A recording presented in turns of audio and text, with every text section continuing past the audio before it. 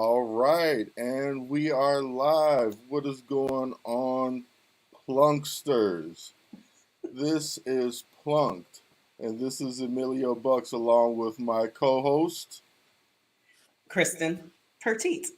Kristen. So good to see you. It's been a Yes. minute. Yeah.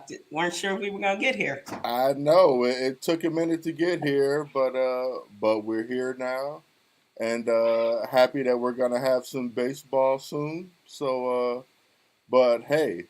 Let's just get right to it. Once again, this is Plunk. This is the show where we celebrate two teams in one city.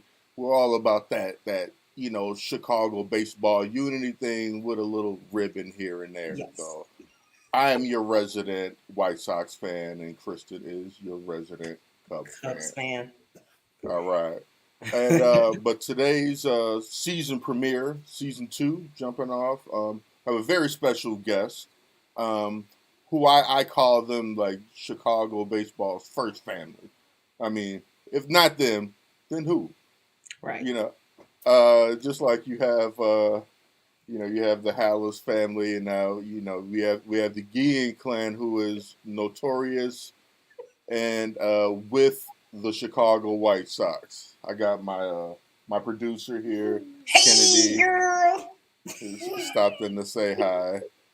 You know, but we have the man Ozzie Guillen Jr. here with us today. Everybody knows his father, obviously Ozzie Guillen Sr. Um, Rookie of the Year, as well as 2005 World Series champion manager. So let's bring on Ozzie Jr. What's up, everyone? Hey, Hey, hey, how are you? hey. I'm doing well. Love the name of the show, actually. Thank you. Thank you. We usually go through a lot of who's been plunked, and we like talking about the one where was it Robin Ventura when he runs out Oh, after getting plunked? So yeah, and when they bust Sammy's helmet when he got plunked. So There's a lot of famous Chicago plunks. plunks. indeed. Something that are more famous. The older ones are more famous now because it doesn't really happen in the game of baseball today. Mm-mm. Right. I mean, yeah, I think it's just a little different now. So, but hey, we're just happy that there's baseball to be playing. Yes. No, yeah, absolutely. I thought we wouldn't have a season until May. I thought it'd probably start later in April, because of spring training and how much time the guys need to get ready. But they only missed the first couple weeks in April, so we're here. This is it, opening week, opening day for both sides of town. Yeah, coming up. Thank goodness. Very happy. Well, and Ozzie Guillen Jr. How do you like for people? What do people usually call you? Do you call you People call Ozzie? me Ozzy Junior. To me, Ozzy's fine, or Ozzy Junior. Okay. But not OJ though. No. Actually, my son's OJ. My son's actual legal name is Ozzy Joseph. Because Ozzy Senior's legal name is Oswaldo, as mine.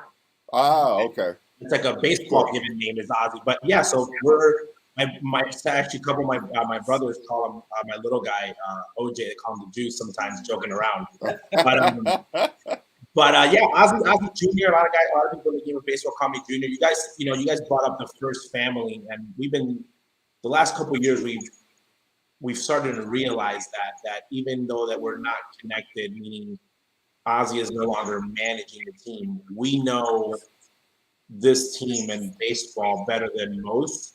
We've stayed involved around the game for a while now, doing several different things, and we've been there. I told Ozzy the other day, I said, hey, when you do the pre and post game show, you should talk about nobody else knows what Tony is feeling. You've been the last guy in 102 years to actually win a series, okay? And you've actually failed at trying to win a series. You did it as a player and manager, so we bring a very unique perspective. I got pictures. If you looked at my background, I've been around the Sox for a long time, so I have a very good memory.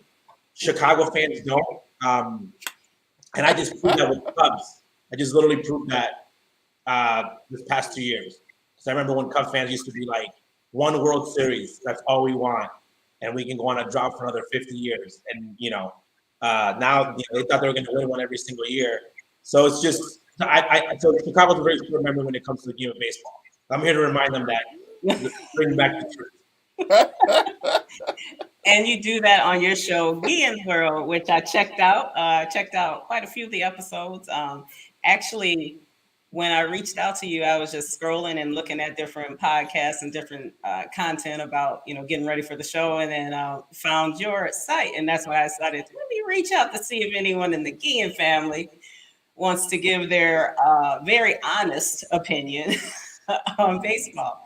And one of your shows really touched my heart when you talked about the screw job for Sammy Sosa. Oh yes, I'm the resident Cubs fan, so I have a lot of White Sox fans give me grief because actually my avatar right now for the Giants page is a picture of Sammy, and I'm a constant reminder of everyone, and I want to remind them that Sammy Sosa did amazing things for the game of baseball and for the city of Chicago. And here's why: there was a time and place both sides of town, but there was a time and place where Sammy Sosa, if you told anybody, "Oh, where are you from?" in any part of the world, and you said, "I'm from Chicago," for a very slight moment, they would said, "Oh, Sammy Sosa's town," because it's always been Michael Jordan's town. Then when Obama was president, regardless of what you have to say, whatever political view, they associate his name with the city of Chicago. So there's like names that when you leave the United States, that there's people that they associate to places. And Sammy Sosa was that person for the city of Chicago in the game of baseball. Again, baseball players don't get named by presidents in national speeches. Sammy Sosa was going on tours in Latin America, filling up stadiums, raising money with kids with cancer. He did all these great things, and yet because of a cork bat, people have no one's ever been able to explain to me why he's not welcome back other than he left early. And the funny thing is, the guy who was managing that team, who's Dusty Baker, who's a dear friend, Sammy had permission to leave early. Like his manager said, "Hey man, you can leave, so you don't talk to the media." So there's all these things that it was a miscommunication. I don't know, but they hate Sammy so much that he's just been shunned. He didn't do anything different than anyone that played in that era, except literally carry the game of baseball with Mark. And I think that the media and everyone made a lot of money from him. A lot of writers made a lot of money from him. ESPN made a lot of money from him. MLB made a lot of money from him. By the way, I wasn't like a diehard Sammy fan. He was just a guy that played. But the older I get, I'm like, man, this guy really got screwed. And that's why I call it the Sammy screw job. Not only did he get screwed by Major League Baseball, but he got screwed by the city of Chicago. He should have a statue. Yeah. He's a guy that's that great. He put the game, and he brought the Cubs back because this whole White Sox-Cubs rivalry, I didn't grow up with that because the only team that mattered in town was the Bulls. If you weren't a Bulls fan, everything else was second place. No one even knew what team you're from. And they had that one game before the season started, the exhibition, and guys would play 2 innings, and they would leave the game, but it wasn't a big deal. The Crosstown Classic. I remember going to games to see, we grew up baseball fans. So when my father was out of town, and let's say the Expos are coming into town, and Andres Galarraga was playing the Cubs, we'd go see Cubs games to see players that came to the National League. My godfather played for the Cubs. We Salazar for a little bit. So we always went to Cubs. I went to Wrigley a lot. There was no interleague play. I saw all my National League guys that I wanted to see. My parents would have to take me to Wrigley. So I didn't grow up with this hatred towards Cubs, towards the Cubs. Obviously, when you compete against them, and that all happened, you always want to beat the opponent. But now it's the whole Cubs, Sox, the 10, and then again, so you fall into this world, and I think that I didn't grow up with that. So to me, it's irrelevant. But people are "Oh, why are you trying to support Sammy?" I said because Sammy, did a lot of great things for baseball and for the city of Chicago. Absolutely. And it's criminal that those Ricketts won't let him back in the stadium. I don't even know why they wouldn't be the owner. Right. Yeah, exactly. You weren't even there. By the way, and here's where the White Sox fault. The White Sox should invite him to throw out a first pitch in the White Sox and cross town. If we're going to beat you to it, we're going to invite Sammy to throw out a first pitch. That would be hilarious. They really should. He didn't really do anything other than the fact that he hasn't really come out and said, "Hey, I took this type of steroids." Other than that, he never failed a drug test, which people don't bring that up. Okay, are there allegations of his body changing? Absolutely, but that's the same thing with anyone that played in that era. Okay, Of course. I always say this: if you look at Nolan Ryan's head, okay, Nolan Ryan's last pick at 45 years old was at 99 miles per hour. I'm sorry, but Nolan Ryan is not a superhero. So if you're not going to second guess him, okay, then you're like, you look at other players like, oh, Sammy's biceps. I'm like, I can name a list of a bunch of guys that I can show you a picture of them when they were 22 and show you a picture of them now, and their heads gotten bigger. So like, there's allegations everywhere, and it's no big secret. But again, and for some reason, he kind of hid it. He never spoke up, and no one in the media really did for him either. So I feel like he's doing great. He's a citizen of Dubai, very successful financially. But I think as a game of baseball and the Latino community, we really turn our backs on Sammy. Like it was just like, hey, and my fear is this: if you can do that to Sammy Sosa, it's open field for anybody. They can literally erase anybody from the game of baseball because that's literally what they've done to Sammy Sosa. They try to erase him from the history of the game. They try to do it with Barry Bonds, but at least Barry Bonds' team still welcomes him. That's what I'm saying, though. The Giants, if you're a Giants fan, okay, you understand the value that Barry brought to your team and what he meant to that organization, okay? And they love him, and they stood up for their guy, and that's awesome. That's what you have to do. Like if the Cubs were like all about Sammy and it was Major League Baseball, I understand that. But I really respect that from the Giants fans when it comes to Barry. Again, I always say this. I always listen to what baseball players have to say about opponents. Okay, and you got to take our personality out of the equation. There's guys that are nice. There's guys that are less nice to other people. My personal experience with Barry Bonds, he's been nothing but nice to me. But he had no other reason to be, But he had this reputation of being a very serious guy and taking this job very serious and being very focused. Again, some people call it hardcore mentality, and they call it the Black Mamba, okay? And they write books about it. And other people just say you're an asshole, like Barry. So that's the difference. But Barry was the greatest player prior to, like, you can literally stop the clock and say, okay, let's talk only about Barry Bonds and the Pirates. Okay, Hall of Famer. So not only Hall of Famer. So here's the thing. Just with the Pirates. I grew up in Chicago, so we had Frank Thomas. Okay, and in that same era, there's Ken Griffey Jr. And these are two guys that are like at the top of the game. So Frank's getting video games, Ken Griffey's getting video games. At the age, I'm like, these are the two biggest names of baseball, and I grew up with that. Okay, mind you, Barry Bonds is doing things in the game that now me talking to individuals, I'm obviously a grown man. I'm looking at stats. Those guys weren't even close to Barry. Barry was winning back-to-back MVPs. He was doing things that were unheard of, but because of his personality, maybe where he played, maybe the way that he marketed himself, he didn't make himself that to the media. Like, so he gets off.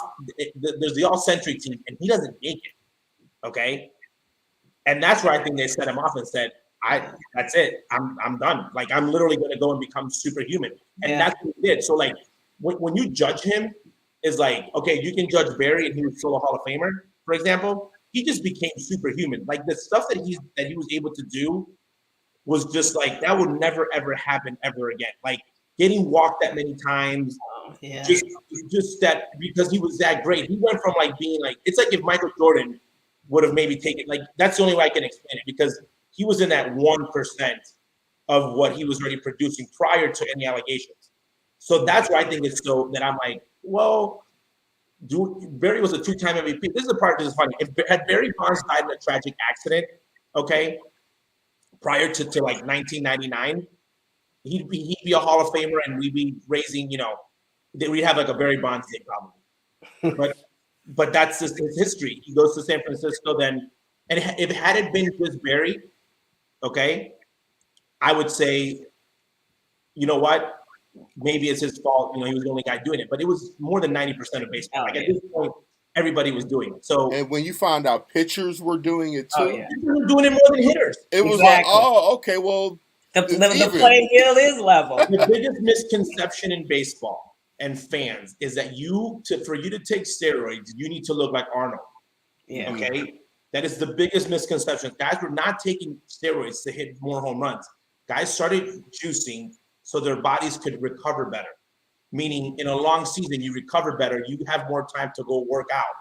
here's the difference. The lifestyle that Barry Bonds, and it's well documented, the lifestyle that Barry Bonds was living, okay, off the field, his regimen was uncomparable by anyone of the time.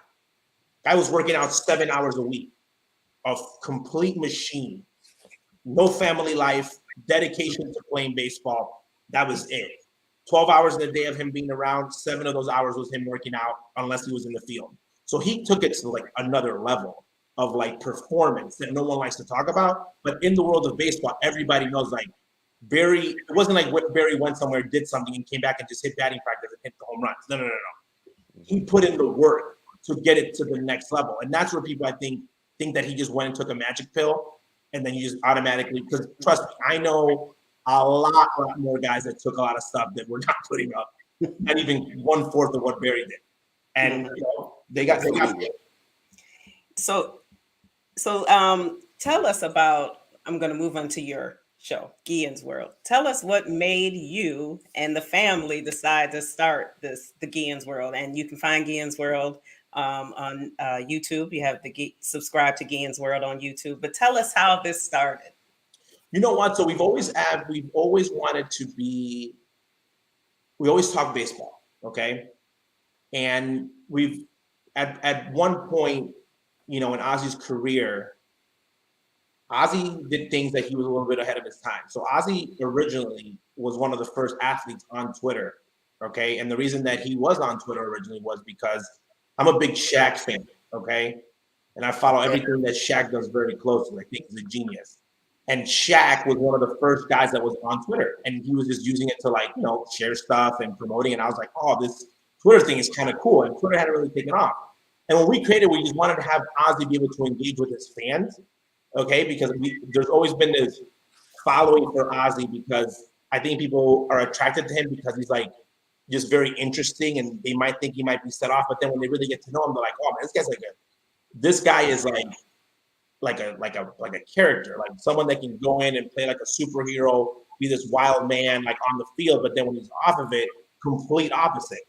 So that's interesting, and I don't mean to cut you off, but that's interesting. So you're telling me, and obviously you're his son, like the Ozzy obviously that we know and love, the guy that you said he might say something like off the cuff. He's just very different. So like if you look at him now with the media, so Ozzy with a uniform, okay, Ozzy he's been, and I think this is like I compare it to men that are in the military, police off, anything that you like in a brotherhood, or like you've been a part of something that's like everyone's doing the same thing.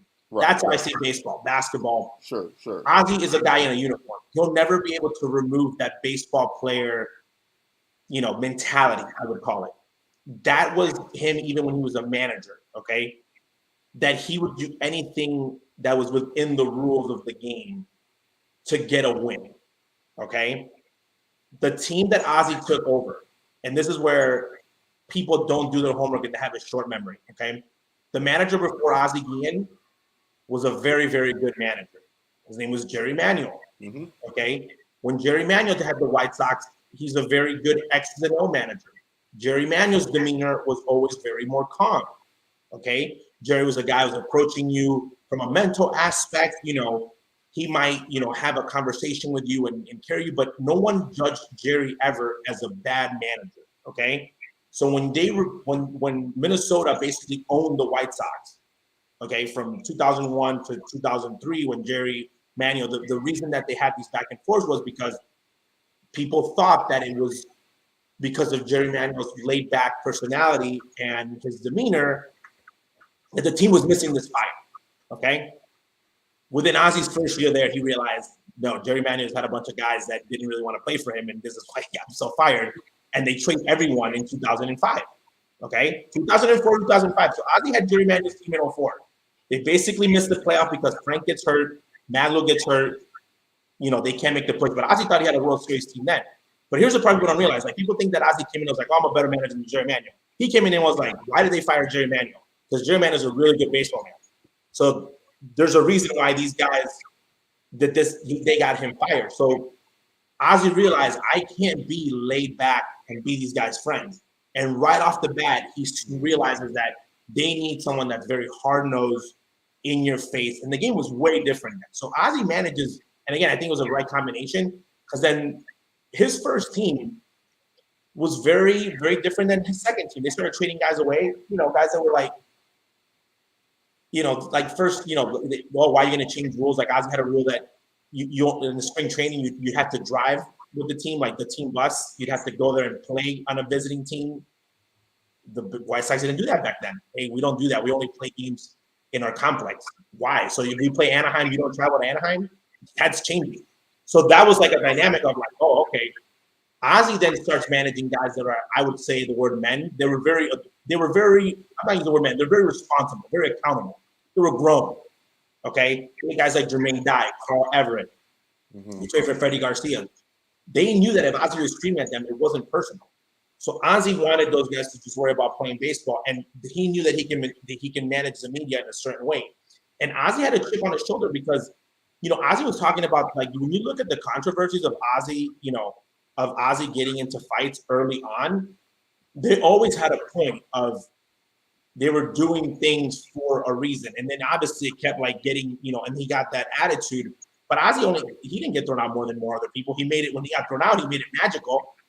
But he always thought that he had to talk back, and he always wanted to say that he didn't want to lie to the media, and that way he could control the players, because he would tell players, "Hey, if you're hungover, tell me. Don't tell me that you're sick and lie to me, because I'm going to tell the media the truth." So he had people like on the edge of like, everyone was really honest with him, because they're like, if I lie to Ozzy, he's going to come out and be really, really honest about what that I was out the night before.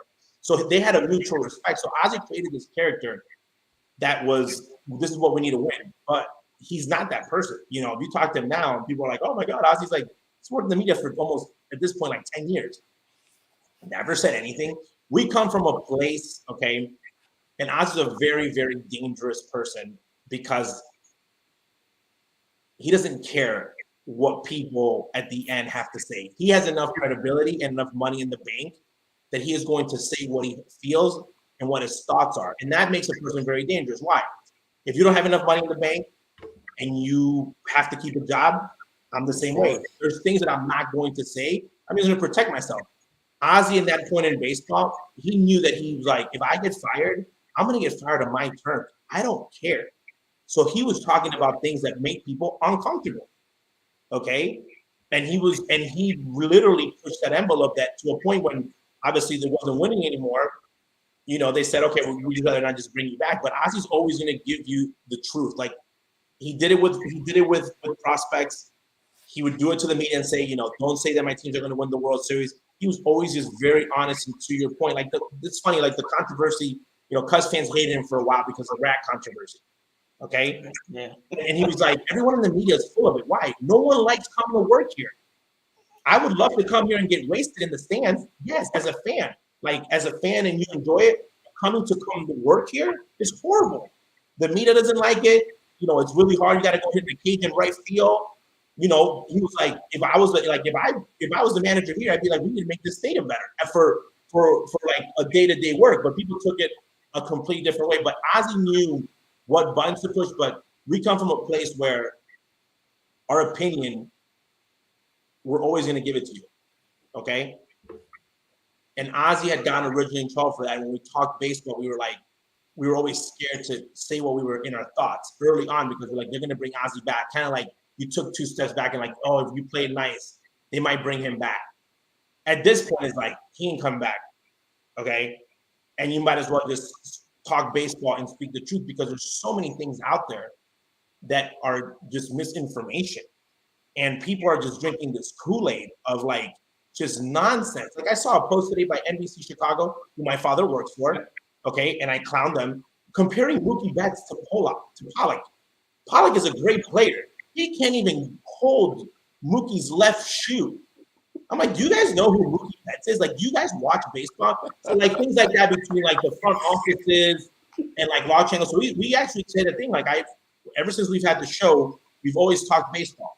And we have friends all over the league, and we say, guys, we're going to talk baseball. It's never personal.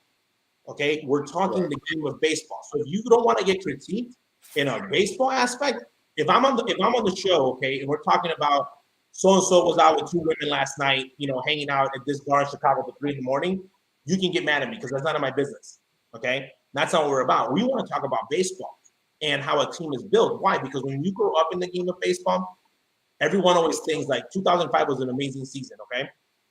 That was a championship. But we were also around teams that lost 100 games.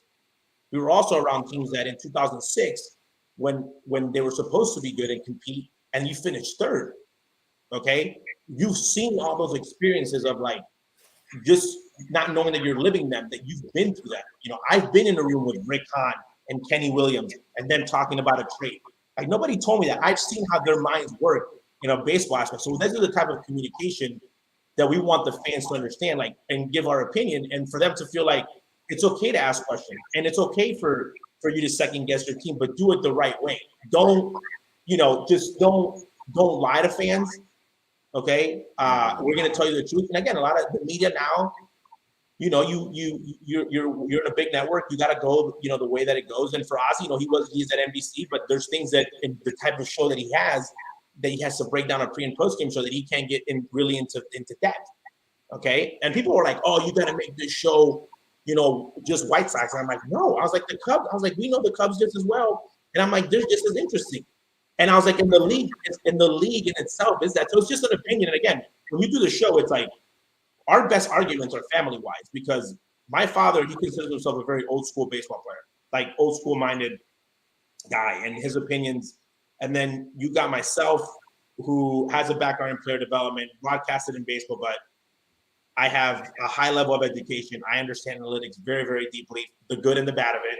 My brother played baseball background. So our opinions are very, very the same, but also very diverse.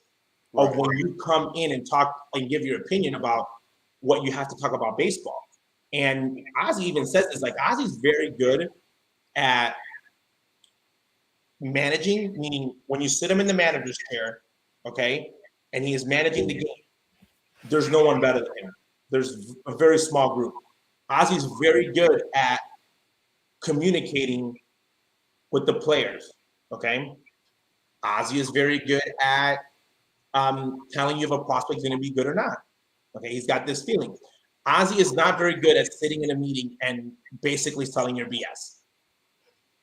Which in my hand, he does not seem like he's about the BS. Oh, in my hand, I will explain it to you. I will spin it. I will show you as a player because I have that education. I have, but yeah, you guys got different roles. I'll give an explanation of a player or a situation, and Ozzy's just like, why don't you just say the guy sucks?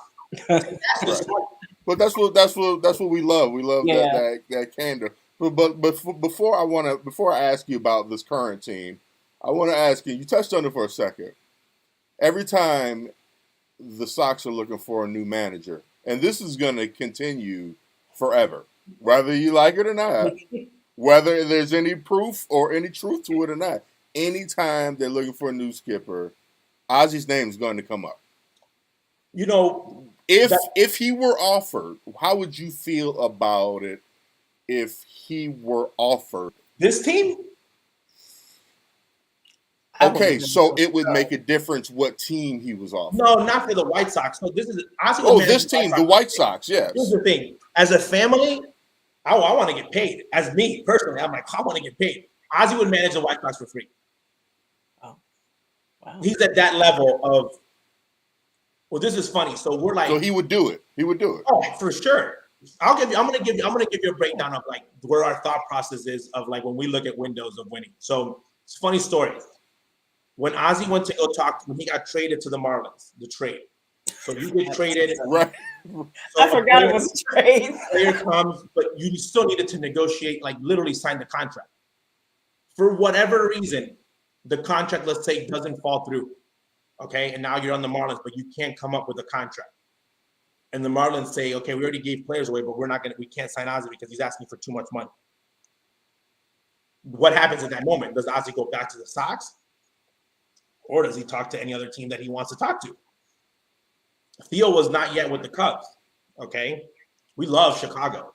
And the former general manager of the Cubs was very close to Ozzy. And Ozzy, the only team that Ozzy was not allowed to talk to if it did not work out with the Marlins, that they made sure that they put that in the clause was the Chicago Cubs. Because why?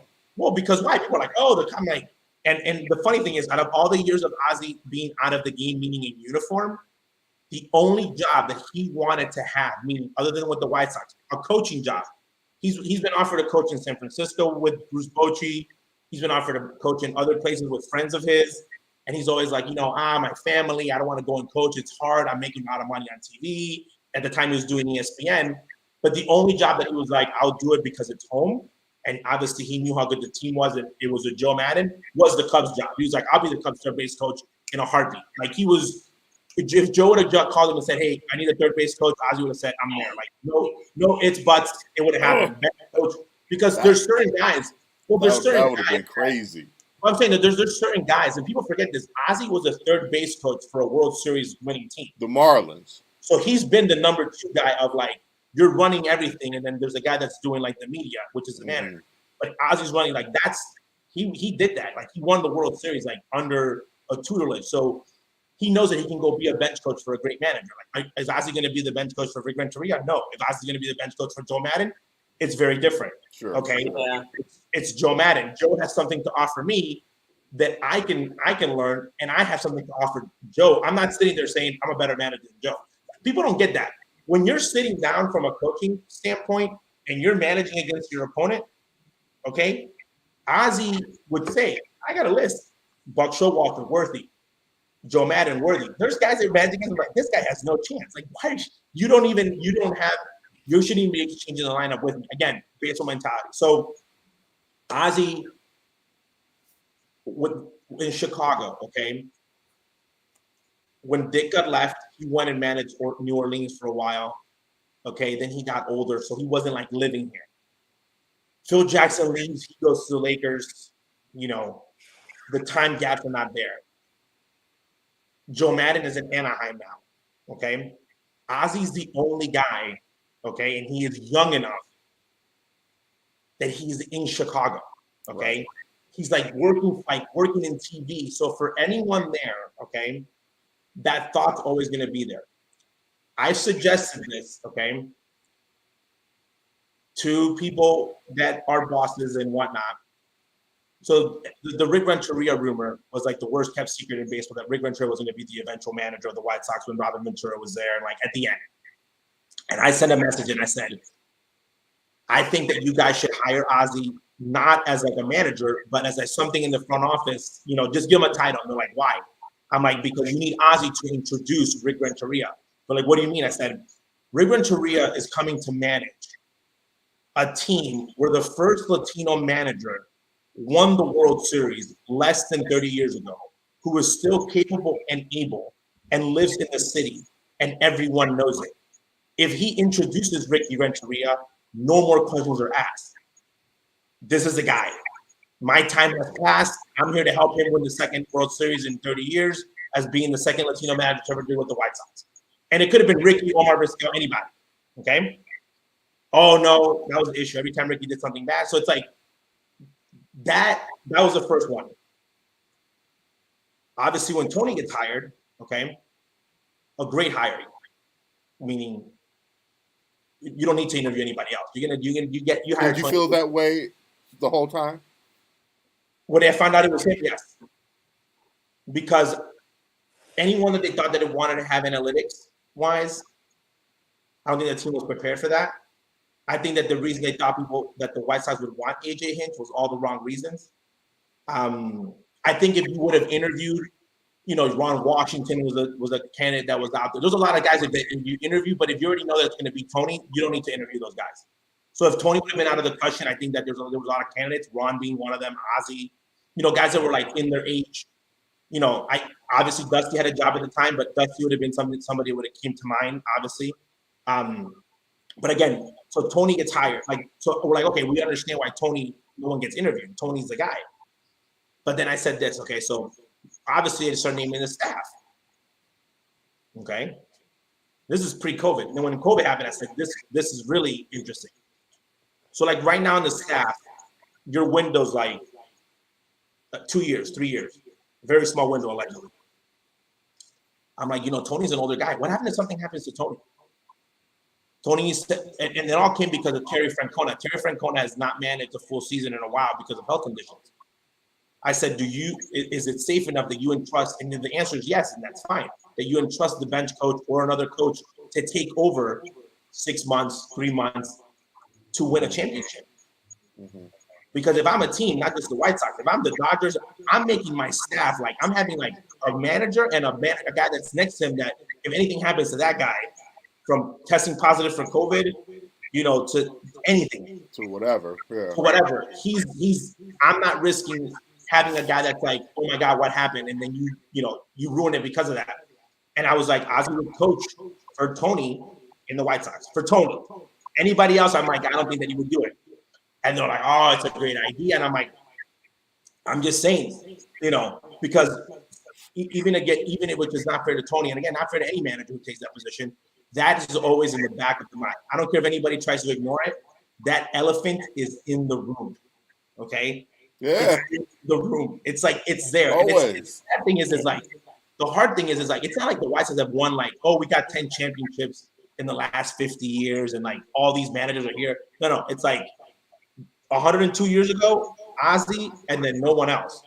So him being around and being so young, it's very hard to ignore, but it's always going to be there. But I'll be honest with you, man. We've broken it down, and you're going to find this funny. So let's say Ozzie gets hired as the manager of the White Sox, okay? His longevity as the manager will probably be 3 to 5 years. 5 years is a long time now managing. No one gets the Sparky Anderson, I lose 100 games 10 years in a row. Right. Especially not a Latino manager. That ain't happening. Right. You're getting hacked. Okay? Truth. We come to the White Sox, and let's say with this team, again, they're not in a rebuild. Rebuilds are different. And they say, and they don't win it in the first 3 years. Okay, what's going to happen? Ozzie gets fired. Okay? Then you have to like rebuild that relationship, like the Robin Ventura effect. Like right now, no one likes Robin because they see him as a bad manager and the guy that was like, so that's like sad because he's a great guy, great part of the organization. They shouldn't treat him that way. But because he did so bad as a manager, meaning his team did, that's a relationship. I always thought, Ozzie, if you stay in the booth for the next 40 years, you'll make as much money as you did if you would have managed for 3. And everyone's going to love you, and you're always going to be a genius. So that's the part where the give or take. But again, the part that you want to be in the game managing, and the reason that guys like Joe Madden, Dusty Baker, is because you want to win. It's the drive of trying to get another ring. It's like, if I get another ring, it fulfills this hole that these guys have. And Ozzie was, same room I'm sitting in right now. He was one Bob Melvin away from being the manager of the San Diego Padres. Had Bob Melvin not got on the race, I think that Ozzie wins that managerial job. But Bob Melvin, an amazing choice. And again, when you lose to someone like Bob Melvin, Ozzie's never said, "Oh, I'm better than that guy." He said he's better than a lot of guys that are not Bob Melvin. But his take on that, but he doesn't think about it, man. He actually talks a lot to Tony. He's very critical of Tony, like when they're talking. He's actually right now, one of the things that he's been saying on the show is that he thinks Tony's being too nice. Okay? He's saying he's worried about people liking him. He's like, Tony needs to be Tony. Like, say whatever you want. You're a Hall of Famer. Because Ozzie knows that Tony, and in Ozzie's opinion, that's the Tony that gets the best out of players. Again, Ozzie played for Tony. Won a Rookie of the Year, made a lot of money. Right. And then managed against Tony. So he knows how Tony, I think that he knows what, in his opinion, how Tony can be successful. And again, Tony was not a manager. Again, like Jerry Manuel. There's guys like Tommy Lasorda that are Hall of Famers. Then when you talk about their style, you think about soft and Joe Torre. I'm going to sit there. You can sit on my lap and I'll read you a book. Tony La Russa was not that guy. So I think for the Sox, they might need that. Well, in 2 years, there will be an opening and a team that will be ready to compete, hopefully, on the north side. So David Ross will stay with that team. Yeah. She's not trying to hear that. Before they got Madden, I was really stomping for Ozzie. So I think the White Sox biggest mistake was not getting Dave Martinez. Yeah. I could agree with that. So Dave Martinez wins the World Series. Okay. Former White Sox wins the World Series. Anytime a team wins the World Series, I'm always intrigued about who's in that staff. Okay, because that's how Ozzy's popularity came up. Oh, Marlins, who's in that staff? Oh, Ozzy Guillen's there. Oh my God. Got third. You know, Ozzy was like, the media was like, oh, and the manager's like, and at that point, Dave had been a while with Dave, with Joe Madden. I'm not saying Dave's like, you know, he's not Albert Einstein, but even by osmosis, you're there with Joe Madden, you're going to learn. And David played the game, very tough man, okay? One of the few guys that if I was in a foxhole, I would want him next to me as Dave Martinez. And I was like, ooh, that's a great mix. You know, young guy, fiery, reminded me a lot of Ozzy. You know, on a chance to like pump up. And he went when we were kids, Kristen wanted to marry Dave Martin. He's a gorgeous man. He's a gorgeous. She thought so. I did. I had to bring this up. Original club. Again, one of those guys that played on both sides. A gorgeous man. Still looks very good. Yes, but I was so upset when he got married. I don't even remember how I'll give you an example. Hey, so I'll give you an example. Today is April 3rd, 2022. Talk to me in 2 years, and I'll tell you if Rossi needs to stay as a manager. But we're going to take you up on that. I'm just saying though. But in his first 2 years, and this, by the way, do you know who ruined it for me with Renteria? David did. Ross. He ruined it for me because his first year managing, I'm judging you in a different way because people think like, oh, you took the uniform off, now you're a manager, but you played yesterday, you're going to be good automatically. No, guys are going to make mistakes, you know. So when he took the Cubs the first year, I was like, okay, let's see what you got. Like, you're going to make mistakes. It's going to happen. Your team's not very good. But you don't always judge on wins and losses. But I think that he was like, he was way better than I thought that he would be. And he had a hard job because when he first got the job, he was managing guys that he had played with. Not easy at all. Yeah. Not easy at all. People think that's easy. Worst thing ever is managing your friends. That's not cool. I would imagine. Yeah. I did think that he was like Robin Ventura when he got, and I was not on board for the hire because I didn't want Joe Madden to be gone. So a lot of people think that that's the obvious choice is bring somebody in who knows the front office. But now the way that he's been moving things, and this year's going to be a big one for him. I think his team last year was horrendous. Okay, it's not this year. Well, that's what I'm saying though. So if he can compete, I'm saying if he can compete with a lot of guys there, and he's managing a couple guys that are not, they're not easy to manage. I think that his growing pains are going to dictate that he's going to be the guy that does the next step, or if he just goes somewhere else. That's what won it for me for Ricky Renteria, because people were judging Ricky Renteria on the White Sox like he had just been managing for 2 days. I'm like, Ricky Renteria has been managing for like 6 years in the Cubs. Damn. Like he's already managed a rebuild, and he lost already a team that won a World Series because of the stuff that he's doing. This is why they got rid of him. So you need to learn your lesson. So you're not going to improve. So he kept getting worse. And then I said, now I know why they pulled the plug on him. Yeah. I mean, that last playoff game in Oakland was an abomination. It was a disaster. It was an abomination. Like he shot himself in the that's my biggest fear with the White Sox is the following. Chicago Cubs struck and they played and they won the year that they had to win. Okay? They went all in and they found everybody else in their weakest spot and went at them and won. White Sox in 05 did the same thing. Every World Series team does it on their year. That COVID season, okay, nobody knew what was going on. 60-game season, Wild West. And the White Sox on paper, compared to everybody else, that year, they were better than they should have rolled on Oakland. I had them that year. I said, on paper, I was like, this team goes to the World Series because you have no idea what people are. Some teams are just giving in. You did not know. You just literally went in there, and I was like, they can make a run. The fact that they lost in the first round to that Oakland team was embarrassing. Okay? So next year, like, we have a better team. I'm like, no, you don't. You're not better than Houston. You're not better than. So now it gets harder. So I think that year, looking back, I was like, man, I think that might have been the year. Like, literally. Snuck up on some people. Well, it just snuck up, and then it was just such bad managing. Like, he was doing things that are now you're affecting. Like, Ned Yost won a World Series. Like, Tommy Lasorda won a World Series. Like, Tommy Lasorda is not known for being a managerical genius of, like, making moves on the field, but he was a great motivator, and it worked for him. But what you do as a general manager is, like, is this guy bad enough or good enough that he's going to ruin it for me? okay? Because sometimes you might be too smart and you want to make too many moves, and it backfires on you. You know, they used to critique Joe Madison all the time, like, Joe, just stop, Yeah. Oh my gosh, Yeah. that just World stop. Series. Well, and the opposite of that is Joe Torre. Okay, Joe Torre, the least managing ever did in his career was with the Yankees.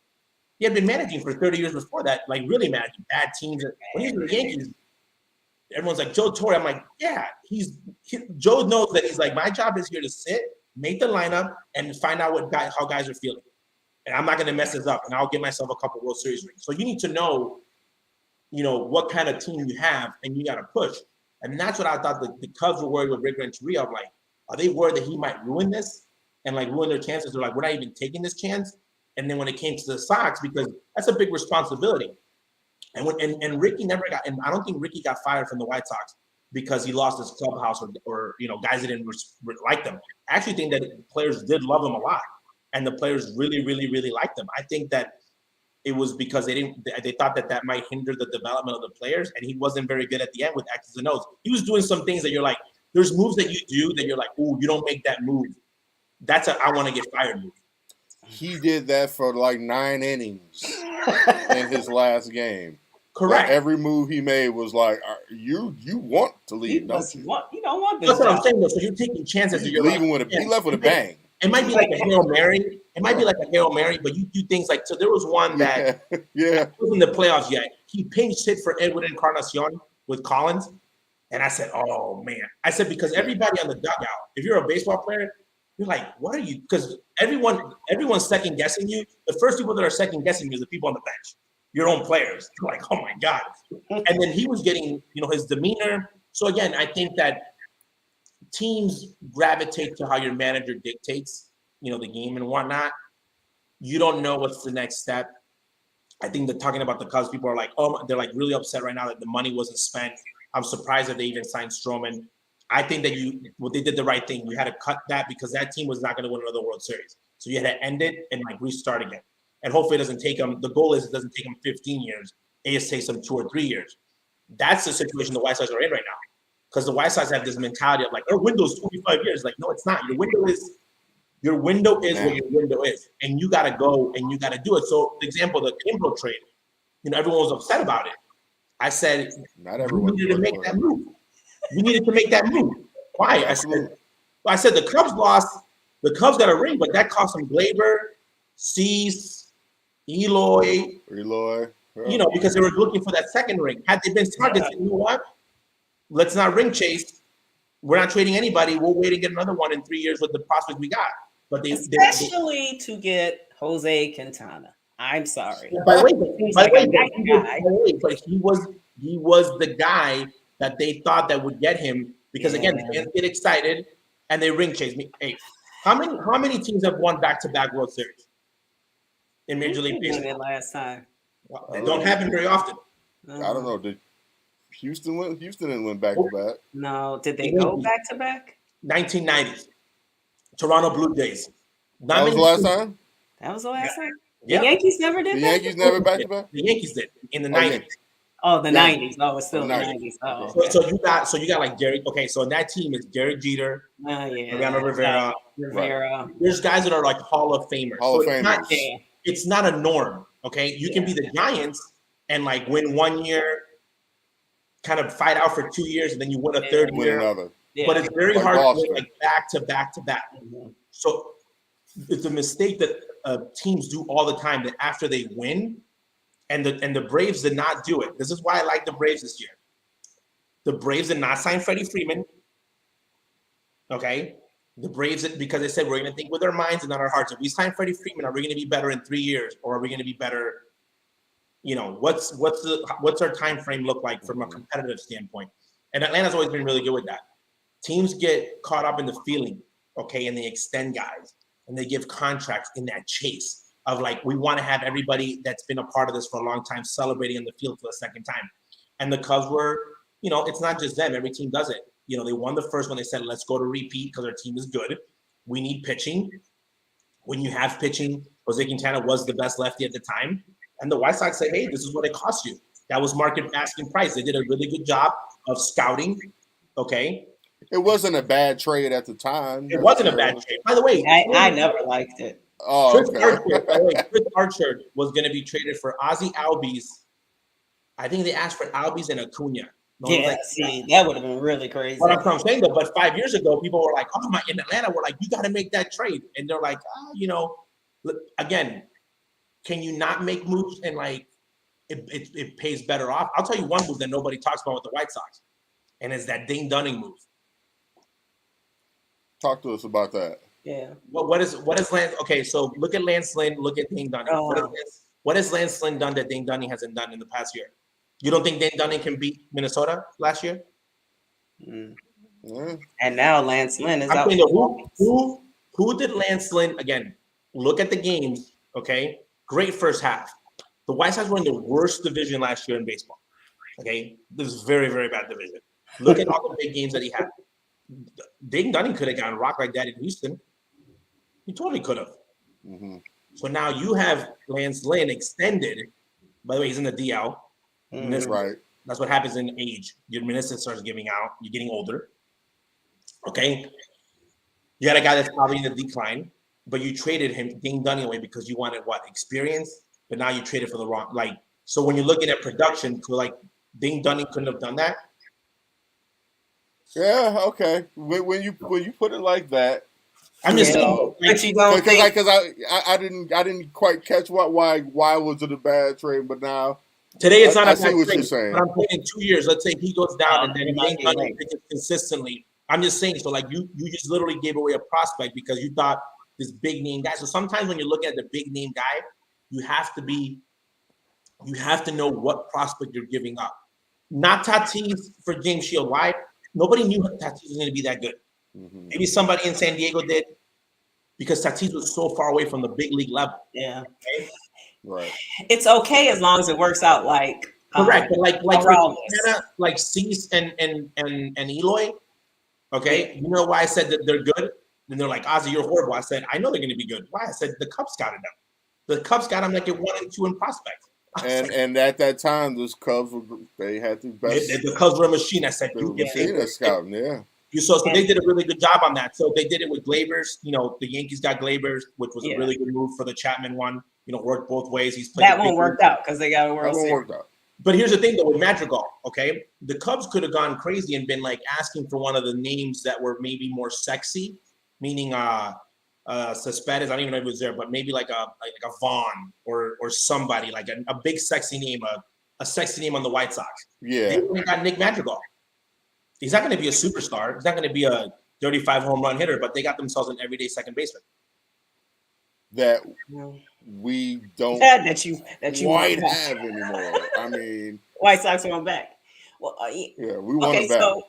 So seeing like what maybe you look at what Toronto done, you look at what some teams have done. Do you, and like you just discussed, the window?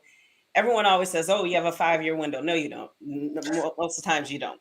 So, do you think the Sox did enough this offseason? I don't remember really if they did much. I don't recall much.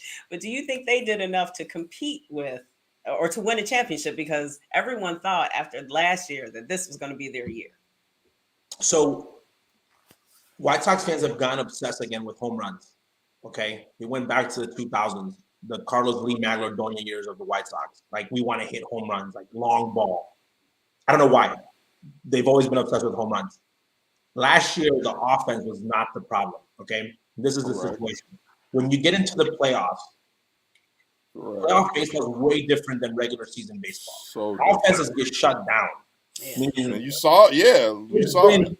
Minnesota Twins have had the best offense in Major League Baseball for like 4 years, and they didn't win a game in the playoffs. Okay, offenses can get shut down. So like us looking in the game versus Houston, the guys hit. Tim Anderson had a great series. You know, guys put the ball in play. I didn't expect them to outslug anybody. Okay, it's very hard to like win 9-2 in a playoff game. It's not very good. It doesn't happen very often. Okay, but when you saw the whole year, their weakness was starting pitching. Here's why: you got to be realistic within yourself of like, who are you pitching against? Okay, so when I look at an ERA like at a 4.0 ERA, and you're on the American League East, I'm like, okay, If he was pitching for the Cubs in the national, your ERA might be 2 points lower. Why? You're facing a bunch of really bad teams. Mm-hmm. Okay, so looking at the games, you're like, okay, the staff is not horrible, but it's not as like, I didn't think Lance Lynn was a top 3 Cy Young, candidate. Put it that way. So when you're looking at that, people got bought into like they have this great starting staff. When you go into the playoffs, this whole new model of like you're going to change how you play. Tampa Bay makes those crazy changes in the regular season. You might be playing Tampa on a Tuesday in August, in June, in April, and they might bring a guy for like 1 inning and then take him out and make him play third base. That's how they operate. That's their mad science. Other teams don't do that. But then when you get to the playoffs, then all of a sudden you want to make crazy moves because you're in the playoffs. So you get guys out of rhythm, you get guys out of like momentum, and then the White Sox kind of then went into their bullpen, but their bullpen wasn't ready to do that, and they faltered. So I thought that they needed help in starting pitching. Why? Michael Kopech has never pitched 150 innings in the big leagues. Okay, that is very hard to do. Making that jump, very hard. If it's hard for a hitter, it's hard for a pitcher, even harder. Cease is almost there, but he's never had the innings. But so when you go into the White Sox, this is a year that I think that for you to think, for me to consider you having a window means that you have a shot at the playoffs. Okay, so now the windows are gotten bigger because everybody kind of gets in, meaning it gets expanded. But like this year, out of all the years, like last year, the division is guaranteed for you. Okay, that happened to the Cubs. The Cubs, after winning even before the World Series, they had a pretty easy run at the division. For like 2 years, like no one was like a contender. They're like, we're getting in. Now you're like, okay, the White Sox they're like, I'm already in October. If you have that chance already, you double down and you say, I'm gonna go and get what I need. Okay, and they did the first year with Lance Lynn, a year too late, but they didn't add anybody this year on a year that you're going to be in the playoffs. It might be the first seed, it might be the third seed. I don't see the White Sox not being the top 6 best teams in the American League. I don't. Like if they don't make the playoffs at all, then they have a way different. There's something really, really bad happened. But knowing that you're going to be in the playoffs in any seed, I thought they were going to go get pitching, and people thought obsessed with right field. If you're worried about what your 7, 8, and 9 hitters are going to do, then your 3, 4, and 5 are not doing their job. Okay, so whoever your 3 and 4 and 5 hitter are, that's who you got to focus on. Like these are my big boys. I still don't understand this obsession with who's playing right field. Like right field, and then like okay, so like if you're Ozzie Albies or you're Ryan Sandberg, okay, you're Ryan Sandberg in the Cubs. The Cubs were an organization that for 20, 15 plus years were built around a second baseman. Okay, you worry about that second baseman. That is your guy. The White Sox don't need a big bopper at second because there are no big boppers at second. Ozzie Albies is built around second base, but the White Sox are not. The White Sox are built around Eloy, Abreu. I don't even think Tim Anderson. I think Tim Anderson is a role player. Marketing-wise, he's the leader and captain and all that. But production-wise, he doesn't drive 100 runs and he doesn't hit 30 home runs. But those guys that are picked to do that, those are the guys that you have to look in the eye and say, you need to produce. So, like, meaning, I always say this, who's your Frank Thomas? Like, who's your big hurt? Who's the guy that says, I'm going to be in for 100 and I'm going to do 30? Once you have that, everyone else is a role player. I'll give you an example. You have Joe Creedy on the White Sox in 2005 hitting third. You don't like him very much. But you got Joe Creedy hitting 6th or 7th. You're like, oh, that's a very good team. Ozzie Guillen. You put Ozzie Guillen to hit third in the 90s, you're like, this is the worst team in the American League. You put Ozzie Guillen to hit 9th, it's a different story. So how you build your team, I thought that this team, number one, is a very, very bad defensive team. And I'm saying this with Tim Anderson actually improving. Tim Anderson actually improved 2 years ago, I was sent to center field. Literally, I said, move Tim Anderson in the outfield. I said, he's Mike Cameron. I was like, he's never going to learn how to play shortstop. Let him focus on hitting. There's no way he's going to figure it out. And the kid figured it out. He's not a Gold Glover, but he is an average defensive shortstop. Like he's not a liability. So he improved, but yet everybody else, got down. Analytics, I hate framing. I don't believe in that stat. You want to have good pitch framing, get a good pitching staff. Right. Let me guess you right now. Wilson Contreras framing numbers will suck this year. Why? The Cubs are going to be throwing a lot of randos. You're going to be throwing a lot of like, hey, this kid just got called up. Okay, so that's going to happen. Right. But defensively, the team has faltered, so they got Harrison who helps out. But in right field, they're worried about like this guy hitting so much. I said on the show the other night, I said if Eloy's playing left, okay, and Andrew Vaughn or Sheets is in the right field, give Pantera the Gold Glove already. Just say here. Cover a lot. I'm like he's playing with one guy who shouldn't be playing there, but he has to because that's his position. And then the right field guys are like, so he's got to cover a lot of ground. So that helps your defense again. In catching the ball helps your team out a lot. Mm-hmm. But I think starting pitching, okay. I think it has to give you at least 5 innings. 5 innings or more. You cannot be throwing, 4 and 2/3. Yeah. 3 and 2/3. Not because when you're managing, and that happens in the series, okay. Now you made everyone in the bullpen kind of pitch out of position. Yeah. God forbid it happens 2 nights in a row.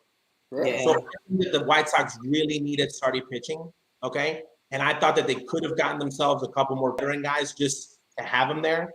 I thought they would have went after one of the veterans available. Just like a guy that eats innings, like a guy that that's going to be able to eat the innings of being there. Again, you could have taken your picks of like Michael Pineda, Rodriguez with the Tigers, even Chris Archer, or you could have gone even better. You could have gone. I thought they were going to consider going after one of the big starters that were on the market. To be honest with you, I did too. There's one guy's name out there that I know that is one guy that I thought that would be very, very considered, even though I'm not a fan of his, but he's a pitcher that at least would have given you better innings. I thought they would go after Marcus Stroman. I really did. I thought that he would be a guy that somebody did. I didn't think that he was an ace. I don't think he's an ace, but I thought that he was. When you look at Marcus's numbers, he's done certain things. Well, he's done certain things that nobody else in the White Sox has done yet. Meaning, he's thrown 150 innings. When he is healthy, he has. People argue all the time. Like, if you don't like him off the field or his style, whatever, that's a different opinion. But like when he's been healthy, he's thrown 150 innings. So where does Dallas Keuchel fit? He's your starter. He's got to start. Here's the situation with Dallas. He's your number 5 starter? I'm gonna put a number back there, and every time Dallas throws an inning, it's gonna be like a drop down of the innings that he throws. Because I am rooting for him to throw that 162. That's 26 milli, baby. Oh yeah. He gets $26 million if he throws 161 innings. Really? So you think that'll be motivation for him? I mean, that seems like that would be. Alex will throw the ball with the other hand. Anybody should. I'm just saying, though, I think if he is healthy. But will he be good enough to last? So that's the thing, though. Will you be good enough? So the thing with Dallas was, we just saw a guy released by Anaheim who, at the age of 34, 35, can still bring some type of production. Okay. But his contract at $28 million was taking away playing time and things that they wanted to do. So what did Anaheim say? It said, is it worth to paying Upton the $28 million? Because I'm sure they tried trading him. People are like, no, unless you eat up all the money. Let's release him so he can go and do his own thing and not be unhappy with our team. And then we can go move on from him and kind of do what we have to do in order to win quicker. And they ate the money and you make it part of your budget. Okay. I see that as like if Upton the same way, because obviously for him was more like him being upset and getting at bats and whatnot. They did it to Pujols last year, So this is something that they're okay eating money, like they call it bad money. But with the Sox, you have to decide that, because now here's the thing. So if Dallas pitches decent and he throws the innings, that means you're counting with Dallas next year. So that means that 26 mil has to go to Dallas and not Giolito. Okay. So you might have to open up your budget. And people are like, well, where's the money? I said, well, Grandal got paid a lot of money. I said, you got a lot of your guys locked up. You got a lot of money in the bullpen. So the team is spending money, but it's like, how are you going to spend it? Do you bring Abreu back next year? Because I don't think right now, let's say Abreu does the same production this year and nobody else takes a step up. If Abreu leaves, who's going to be that dude? Because Moncada hasn't been. Moncada's one of my best friends. He hasn't been that guy. Pantera is a myth right now. He's never played 100 games in the big leagues yet. Played the Kobe year, and then he got hurt. So you only have Eloy and Jasmani. So, like, but Abreu's still there. So, like, you either take – so if you let Abreu go, there's a couple moves the Sox have made. I love the Marcus Simeon's move. That I thought that he could have been a great second baseman for the White Sox. Because then – that's Emilio's problem area. Well, I'm just saying, though, so, like, if you would have brought Marcus Simeon at second, okay, and you cannot negotiate a contract with Tim Anderson in a couple years because Tim's going to probably ask for a nice chunk of change, and Tim has to walk away, you move Simeon to short, okay, to finish it out. So, but now you can let Abreu walk away because now you got another big bopper. Marcus Simeon gets on your team, you're like, you know, you're like, who's in right? You're like, put Ozzie Jr. out there. Just make sure you catch a ball, Ozzie. Like, it doesn't. Your whole scenario. I wanted them to go after Correa and move Tim. Or Correa. So if you get Correa, I wanted them to go after Correa this year and move Tim to second. Well, he can. Does he have an opt out? I think opt out after this 1 year, right? Well, he can. But I'm saying though, so you could do those things of like because this. So when you're thinking like general manager, you're thinking, well, Tim's got to sign. Eventually, the deal that he gave Jerry and the White Sox that he signed beforehand, that's not going to happen again. Right. You know, he's got a batting title, and if he keeps playing the way the Sox need him to play to get to the World Series, every time he gets a hit, I'm like, that's another 5K, that's another 10K. Mm-hmm. That's the game. So if you're looking to keep competitive, you always try to replace somebody just in case it doesn't come up. And this is where people understand this, and this is where teams kind of the value is going to go up higher and higher. So like the Pantera signing, it's a good signing because eventually that position is going to be worth more money until they eventually say there's going to have to be a cap. But for now, like, you know, like if Giolito goes out and wins the Cy Young, they'll probably make $350 million. Mm-hmm. You know what I mean? So like the money keeps going up. So if you can lock a guy in at a position for the next 5 years at a nice little rate, you know, you could eventually compete for a little bit longer. So that's where I think that negotiation, but I really wanted a starting, like another frontline starter. They can still make a move for it. You might just have to give up a little bit more than you want for him. And hopefully you don't end up like the Quintana move with the Cubs where you don't end up with the ring. He didn't pitch bad for the Cubs. No. They didn't end up winning it all. He didn't end with a ring on it. Yeah. But that's the type of move that, you know, the Sox have made him in the past. They brought Freddie Garcia in 2004. People forget that. They traded for Jose Contreras, kind of like in the, you know, kind of like long shots, you know, kind of like we need arms because they had lost Loaiza in a trade the year before. They didn't really they needed arms. They didn't really have after Burley and Garland, there wasn't really like anything deeper than that. And they said we need a couple more arms. So they signed up Duque. They traded for Contreras. They had traded for Freddie. So now you had more arms, guys that can eat innings. And this is when you really had to throw a lot of innings. I think the Sox have to build those innings because you can't fake that. You can have analytics. You can bet anything you want. If a guy's ever thrown 200 innings, and here's the thing: when you pitch till September and your season ends, that's fine. But let's say Cease throws 150 innings, then when you get to the playoffs, that's another 35, 40 innings easily. And stressful. That's a whole other conversation too of like how your pitches. And again, people will say, well, why don't you bring Rondon back at $42 million? That's a big risk to take. Yeah, I didn't mind. I enjoyed his time here. It was a great season last year, but I didn't mind seeing him walk. It was in the deal half the time he was here, so yeah. You know, so you have to let him go. And by the way, if he doesn't pitch that last game in the playoffs, I don't think he gets that deal in San Francisco. Yeah. Yeah. I mean, I agree. I think that deal made it for him. But again, I think that, looking at, you need to be able to build and win it. And again, there's a part that White Sox fans are going to have to be honest with themselves in the front office that sometimes you build great teams and they just don't win. So you have That's great. Yeah, absolutely. Yeah. So if you get one,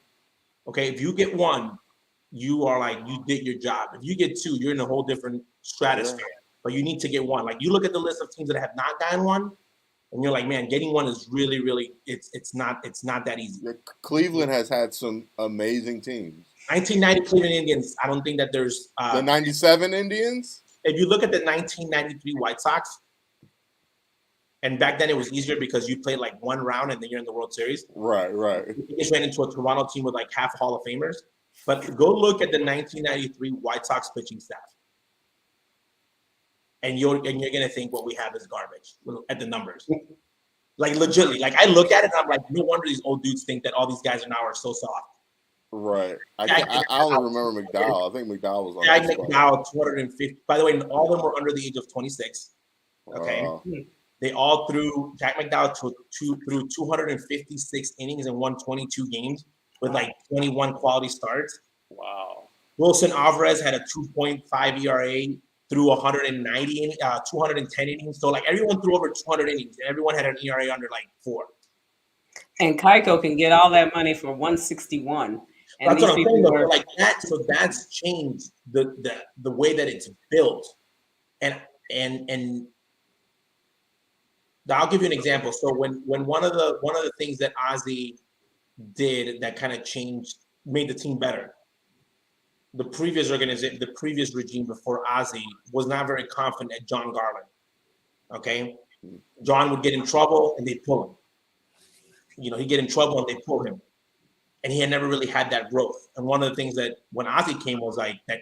The coaches that told him said, we haven't really had a chance to let Garland grow. For some reason, we kept pulling him back. Because obviously we were trying to win, but we didn't think that he could make that jump. And you don't know if a guy's going to make that jump until you let him have it. So one of the things in 04, you can see his innings started getting longer. Started going to 6, started going to the 7s. Because why? You need to make that confidence. You need to make sure that he can throw those 5, 6, 7th inning. And I think the last 2 years, we've seen that growth with C's. And that's what we need to see this year. Giolito has made that jump. This year, we need to see C's go 6, 7, and get that maturity. Because you're not going to go 4 innings, 5 innings in the regular season versus Cleveland or Kansas City, and then expect to go play in the playoffs and go 7 1/3. Right. It's not going to happen. So tell me, you're a triple-double guy, but you scored 10 points in the regular season, but you're going to go triple-double in the playoffs. In the playoffs. That's you got any intel on Kopech? Kopech's probably one of the most gifted, talented players ever. I think he's a better pitcher now than when he came up and he was just throwing 99. I think that his issue not throwing in spring training was anything to do with physical.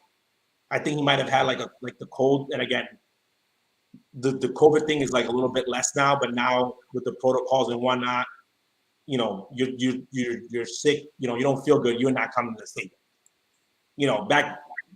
Back when it was pre-COVID, you're sick, you got the sniffles, you're coming, just go to the trainer, no big deal.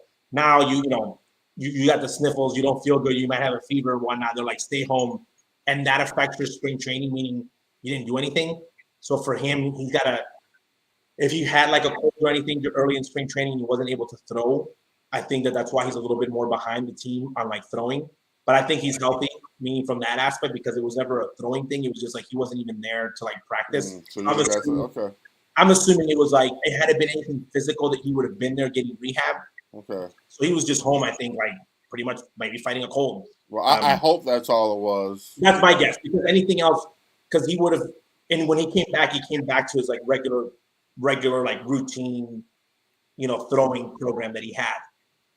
And again, so unless it was like something personal, which I don't think it was, I think it was more like that. And we see that now, like, and again, they don't want to I don't think now they're trying to stay away from like the COVID protocol, because then people start asking, oh, is he vaccinated? Is he not?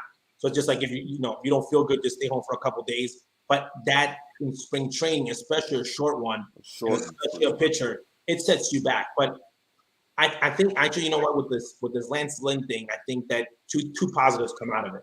Number one, I think that it puts pressure on the team to maybe get another pitcher that they might need earlier than later. Okay? So that's a positive spin you're putting on. Like a positive spin of like, I also didn't have Lance Lynn going 32 starts. Like I just did it. I knew that he might go down at some point. I think that him missing April might save his stamina. Right.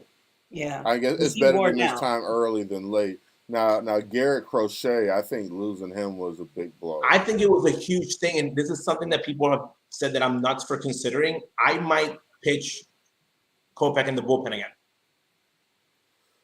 I mean, the way he's on schedule, I can't see him pitching anywhere else. I don't see him starting right now. So people love the whole thing. They call it the opener now.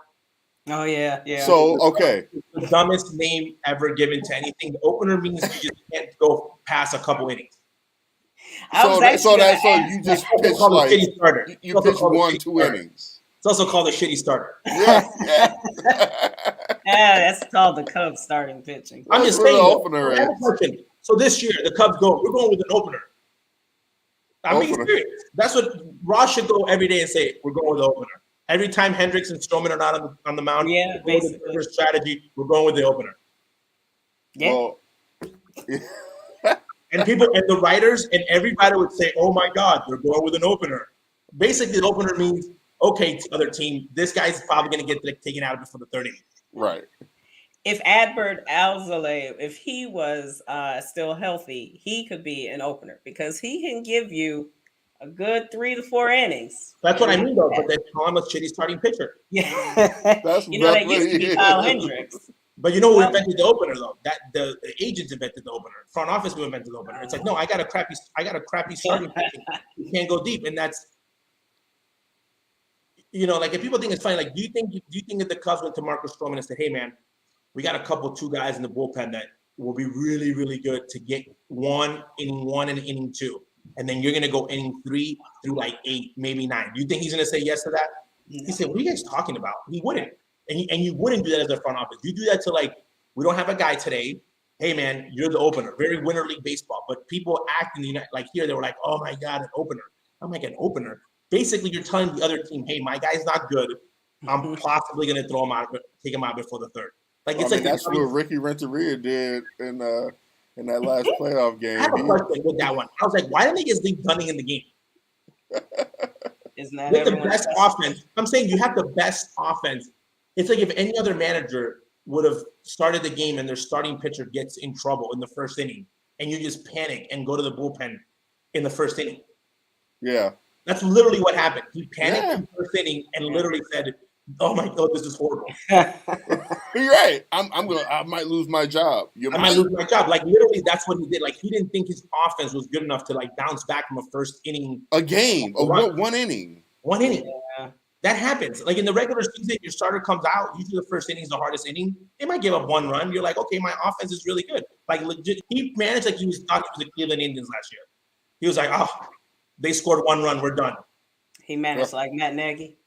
Yeah, that's what I'm saying. Like he was very, very passive when it came to that. He got scared. But so I think that the inning situation with the Sox, any way that they can get, I think Ronaldo Lopez has a huge opportunity, and he could be a huge guy for the White Sox. I like Ronaldo Lopez.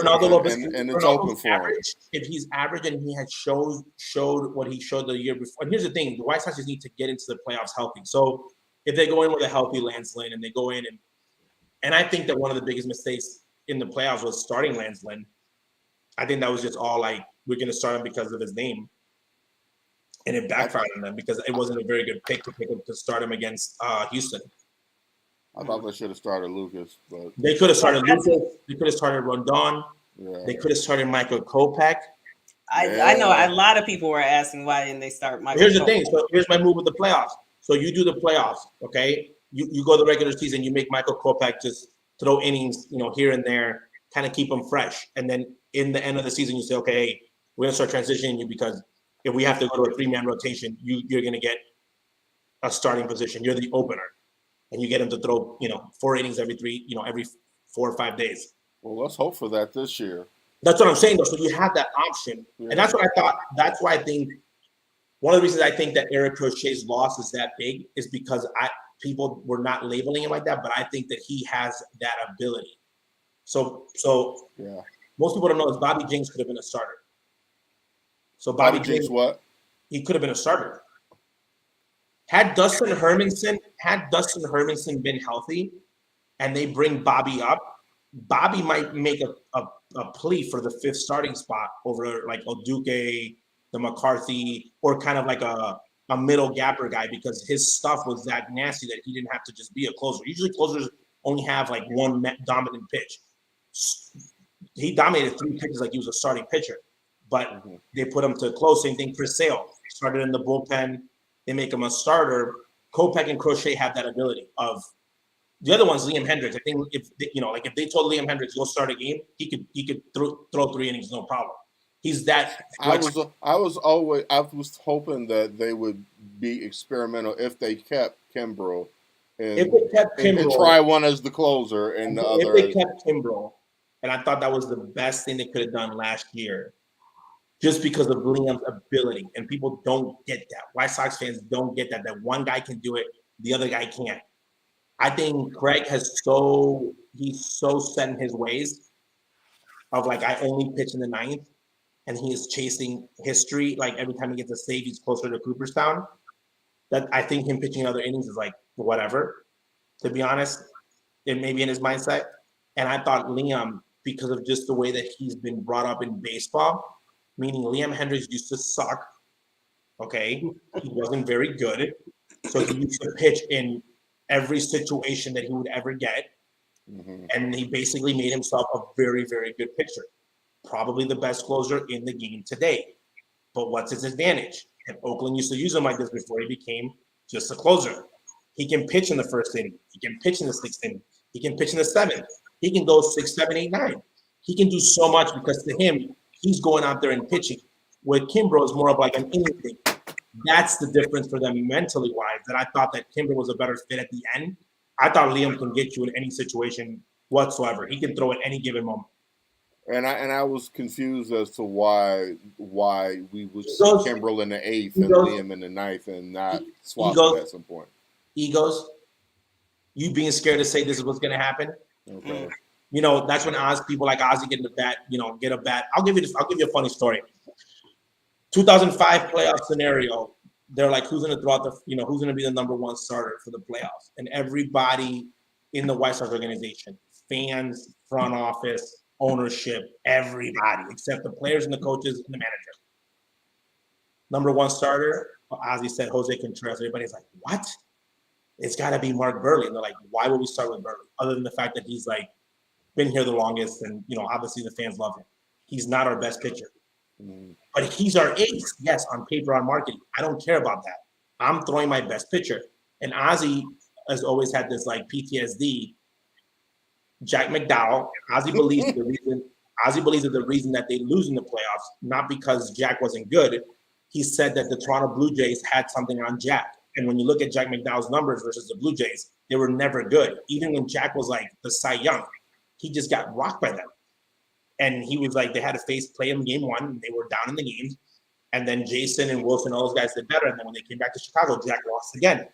So, but they gave Jack the ball because he was the Cy Young, but they didn't go and look at matchups. So when you're talking analytics, Lance Lynn does not make that start. Jose Contreras, analytically wise, was a better matchup at that moment. He was in the greatest moment of any pitcher in Major League Baseball at that moment. Mm-hmm. Jake Arrieta, for example, with Joe Madden, he didn't go with Lester. Lester has at that point he had like 35 innings in postseason, World Series alone.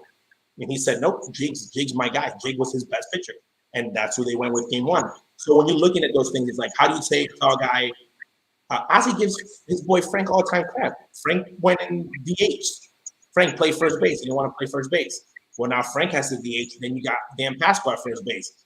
That means Julio Franco's out of the lineup, or Bo Jackson. So you're taking a position away. So like, how is your team better? Sometimes by maybe being the DH because you need a little bit more defense. So you put Eloy in the DH, and you might stick a guy in left because you need more defense, or you put Abreu in DH because you might need a Sheets or Vaughn in the lineup to give you a little bit extra juice.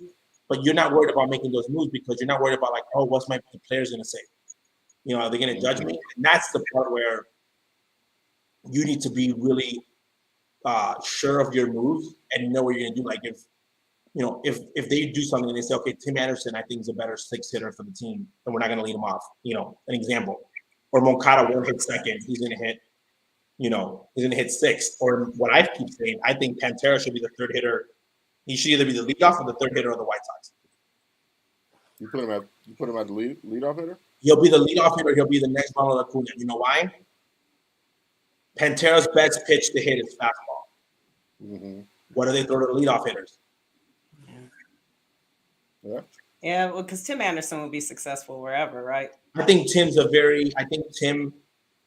if people think Tim Anderson is a good leadoff hitter, I think Tim Anderson in the 6 hole would do a lot of damage. Pantera's going to run more on stealing potential with anybody hitting behind him. You might go Pantera. I'm just saying, you're just trying to find. Here's the difference. Pantera will do more with the fastball that he sees than Tim will. Yeah. Will Tim hit 30 home runs? No. Right. So you want to give the chance to your guy that's going to get the most, the best pitch ability. So, like, again, you have a lot of flexibility, but your line is, but you have to be sure that when you make those changes, okay, that you're okay with it. The fun, like the Cubs, Anthony Rizzo leading off, that was okay because it was Joe Madden. If some other Joe Schmo told Anthony Rizzo to lead off, Anthony Rizzo says, I'm not leading off. I'm only leading off because I respect my manager. I'm going to do it. So that's the difference about, and that's something the Westerners have to deal with, of like, how do you manage egos? How do you manage at bats? Time wise, who's going to be the dude? Because again, people's egos, play in place. That's, you got to be able to step back in order for your team to be better. Like how much better is your team because I'm doing a different role? Like talking about, would Tim Anderson move to second base for somebody like Correa? Yeah, I mean, I get a vibe from the team that they just want to win and that they're all in, but egos are a thing. There's a difference. There's a difference between being all in mentally and in your heart and in the clubhouse and when you go there, and the other thing is marketing. Well, the White Sox are the greatest marketing team of all time. This team they would sell so many CDs. Mm-hmm. They're amazing.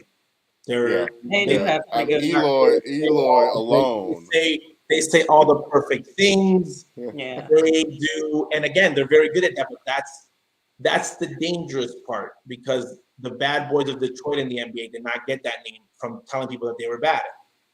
Okay. Mm-hmm. Ozzy's Go White Sox, and people saying Ozzy ball. They didn't get that name because Ozzy said, "Oh, I like guys." No, they did that because his leadoff guy stole 70 bases. Mm-hmm. And then second, so you build that.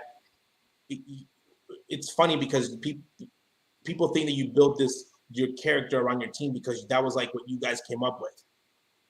Of like, that was like, this is our stance. Like, no. You built something because that's the character of what you guys built and got. And who your players are. And what your players did and what you did, and like that, that chip on your shoulder, and you build that. That's of course the media is going to give it the cute name, Yeah. But they buy into it. Yeah.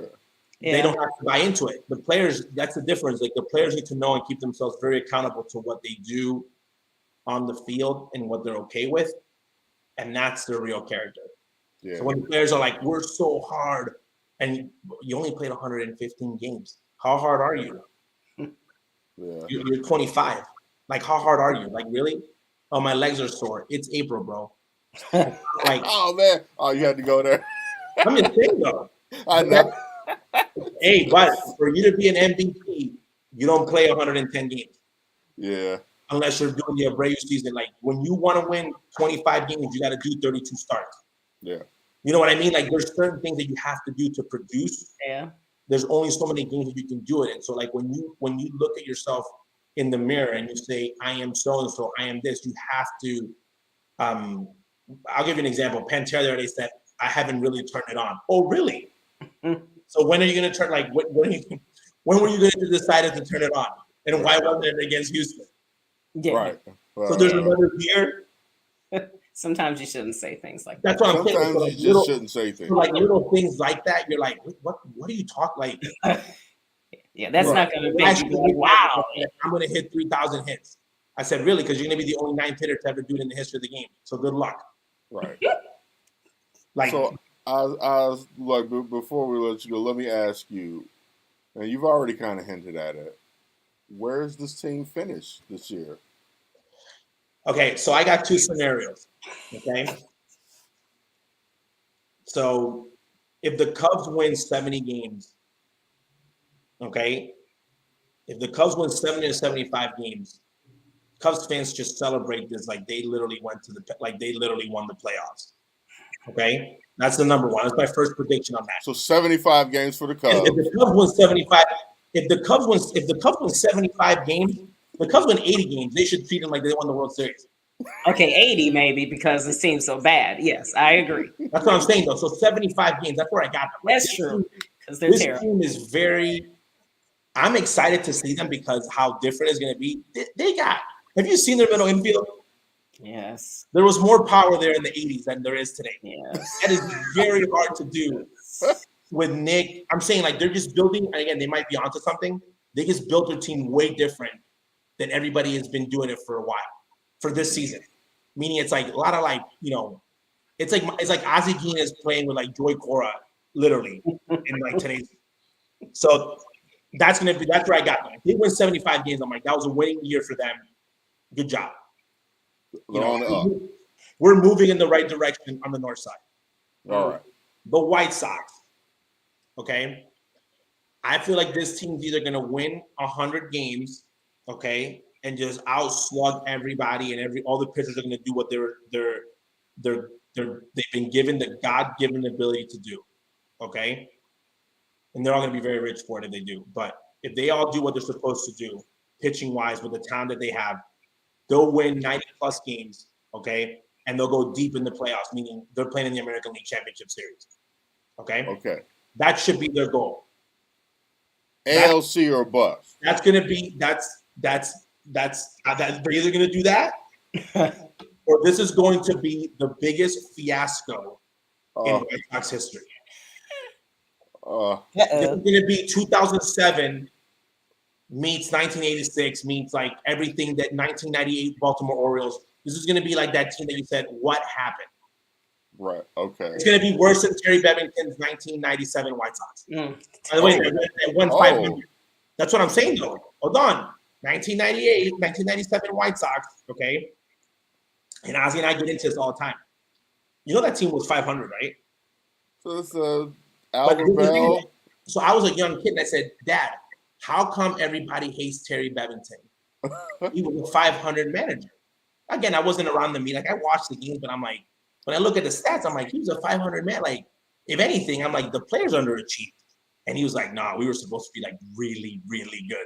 Like, we were supposed to come out in 98 and like literally in 97, come out and like literally destroy the league. Like, we were supposed to be really, really good. There's a lot of very high expectations and we like totally missed the target.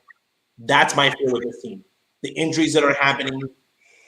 There's so many things, and like, and here's the other part. Sometimes other teams kind of ruin it for you. Minnesota, the flashbacks of the Piranhas are coming back. Yes. Of a better team. They made signings that worry me because they made signings of guys that have been successful. Chris Archer. Yeah. And they don't have to be like Cy Young. If they're average, that's going to bite into your wins. Yes. You got a team in Detroit that offensively is very good, and then you got a bunch of names that when you look at them on paper, you don't know who they are. But when you look at their velocity and their stuff, you're like, this is the stuff of guys that you're like, who is this guy? And then it's like, oh, that was, the Cy Young 5 years later. Like, and both teams, Detroit and Minnesota, played the Sox very tough at the end of the year. Correct. And then you got Cleveland, who they don't hit, but they pitch really, really tough. Mm-hmm. So, and then now you leave Kansas City that, again, there's a bunch of guys in their staff that are not big name guys, but they're all these projections of like, this is our future. So if any of those guys are pitching well, now you got a battle in the division. Okay, so now the Sox could be battling to not win the division. And then now you're battling like another playoff spot. So like, you don't want to be that third team that has to play that 3-game series at home, and have to face like the Blue Jays. Like you want to go in like the first seed all the way in. I think the White Sox, that's what they should be shooting for. So that's where I'm getting worried of like, if this team goes into like August, like, oh, we're 1 game up on Minnesota, that is a very, very bad scenario. Mm-hmm. This team needs to win. Like, we won the division by 20 games. No one's behind us. Let's set up our bullpen. Let's set up our pitching staff. Let's just roll on people. Like very 2005, all the way through. This team cannot be. White Sox historically are not very good at pennant races. Say that again. Flirting with pennant race, anything with the word White Sox and pennant race, it just scares me. Every time they're close, anytime it's close, every time there's been a close race, like in 05, the reason in 05, and we've talked about this, it got tight. In 05, that the White Sox get to go in and make it is because their lead was so significant. Mm-hmm. And even though they literally collapsed in September, mm-hmm. that they were able to stay above water because they literally destroyed teams early on. Mm-hmm. Had they been playing around like a 500 baseball, like last year the White Sox were doing, the reason that they didn't lose the division last year was because the division was garbage. Had they been in a close division race, like 1 or 2 games, they would have destroyed it. The only year the White Sox fought very well was 2008. They literally fought till the end, won an extra game. But any other year than that, they faltered. 2006, they lost in the division race. 2012, 11, they lost in the division race. And 2012 with Robin, they lost in the division race. So there's a lot of times where the team has gone into like the fight. And again, 2002, 3, 4, and you can't, when that month of August, September hits, for some reason, bats go dead and the teams don't play well. So for them to win, they need to win like very comfortable. They need to lock it up early in the year. Early. They need to be like spring, the All-Star break. We're up 15 games. Yeah. Yeah. I believe it, man. Everyone got better. Every team got better except a couple teams. So that's true. And in the American League, everybody got better. So for them to be like, oh, we're just going to roll on teams like we did last year. Yeah, no. It's a little different. But it's going to be fun, though. But again, it's going to be one of those because I think as the best thing that happened to the Cubs was that they won one. Okay, so the next couple of years was like you're playing with house money, and now when you know it's not as good, you're just like anything's a positive. Okay, it's like when you're in a rebuild, you're like everything's like, oh, Nick Madrigal got 2 hits. You're like, oh, that's awesome. Like you look at all the positive things in the loss. The White Sox are the opposite because even when they win, you start looking at the negatives. Like we were doing. Oh yeah. No win is ever good enough when you're supposed to win. Why did you guys beat Cleveland 3-2? Like, what are you like? They just threw a no-name guy 3-2. Like the worst hitting team. I mean, look, we were bum killers last year. We were killing all of the bum AL Central teams. They were eating from beating up on. They were getting series sweeps against Minnesota and Detroit. The best game the White Sox played last year, and I'm not surprised that it was on national TV. Anytime the game's on national TV and there's something important going on, put money on Tim Anderson. He loves the showtime. Like he will put on a game when the game is like big time. He's that type of player. The game against the Yankees, I thought was one of their best games played because they were facing a really good team. They had a great lead. Okay. And then sometimes good teams do that. They lost that lead. Okay. The Yankees came back, put a couple runs in, and the White Sox were able to come back even after playing a great game that they had lost the lead in. They were able to keep it together and walk off. So for me, that was like a very high moment for them. I said, ooh, this team now, like I thought it was like a giant step. Like, okay, because I call it the Mike Tyson effect. Like it's very easy when you're playing and you're fighting a bunch of chumps and then you're just beating up on them. I want to see what a team's going to do when another team hits you in the mouth, knocks you out. Are you going to Buster Douglas it and just get counted out? Or are you going to say, I'm going to get up, and we're going to fight? That's the moment that the White Sox need to say, okay, now they're really in the fight because they know what it means to get hit and you're going to bounce back and you're going to be able to get in the fight. Houston's that team. That's why Houston's still being picked right now because they've shown, even though they're a dominant team, like what happens when they face another dominant team. That's what you're going to be facing because when you're in the playoffs, now you're facing the best of the best. So you're going to lose leads. Guys are going to make errors. It's how you bounce back. Guys are not going to be perfect that day. You're going to have to throw a couple more innings. That's the difference between, again, like you literally have to be the best of the best to be a world champion. Yeah. That's the reality of it. Yeah. I mean, they won that game and then came home and dropped 2 straight to the Yankees. But that's what I mean, though. So, like, that's the thing. But again, that's why I thought the Yankees. Again, people thought the Yankees sucked. The Yankees won 93 games. Again, the Yankees didn't suck. They had like an off Yankee year, like where they weren't as good as they used. Right. That's what I'm saying. Yeah. Again, that as I'm evaluating the Yankees, I'm like, okay, the Yankees are in a positive route. Why? I was like, they just came back after getting defeated in Iowa. Right. Walked off. They're probably on the way home saying what just happened, and they were able to get it together.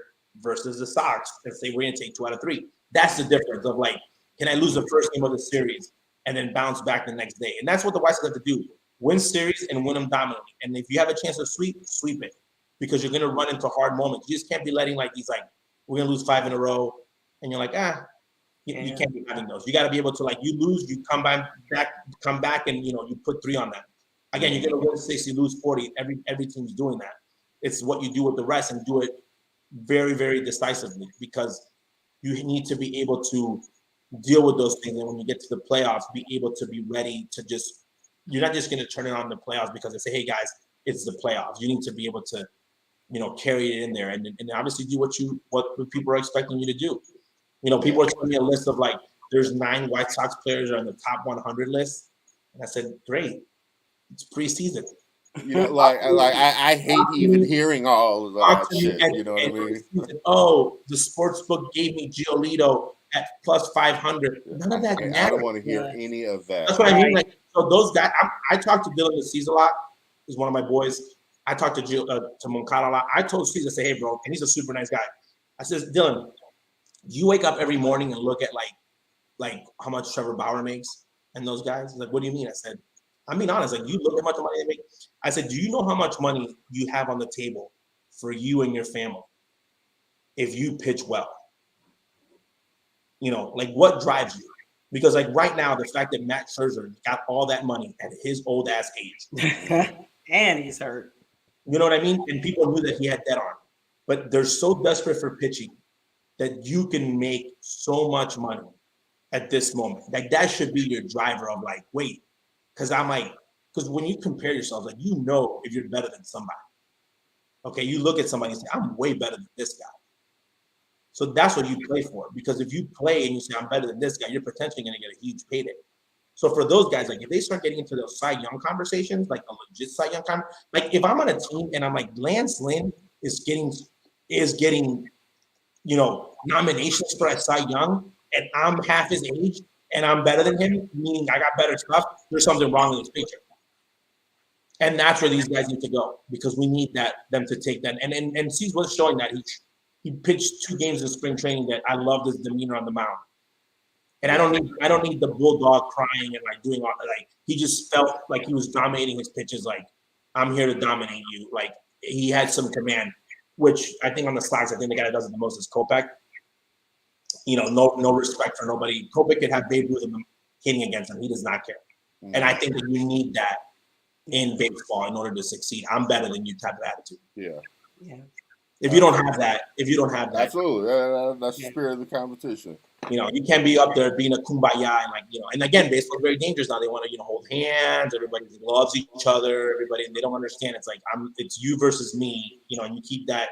Obviously, you want to keep it, within the sports world, and some level of respect. But it's you versus me, and that's what's going to be the result. I hate, for example, anytime they do a highlight for Tim Anderson, and I say this to NBC all the time, and they show the stupid bat flip versus Kansas City, I'm like, take it out of the way. Now the one, they're like, you don't have an issue with what he did versus the Yankees. I said, because that was worth something. That one was a huge game and a huge win. And that one meant something. That other game, I think they even lost it.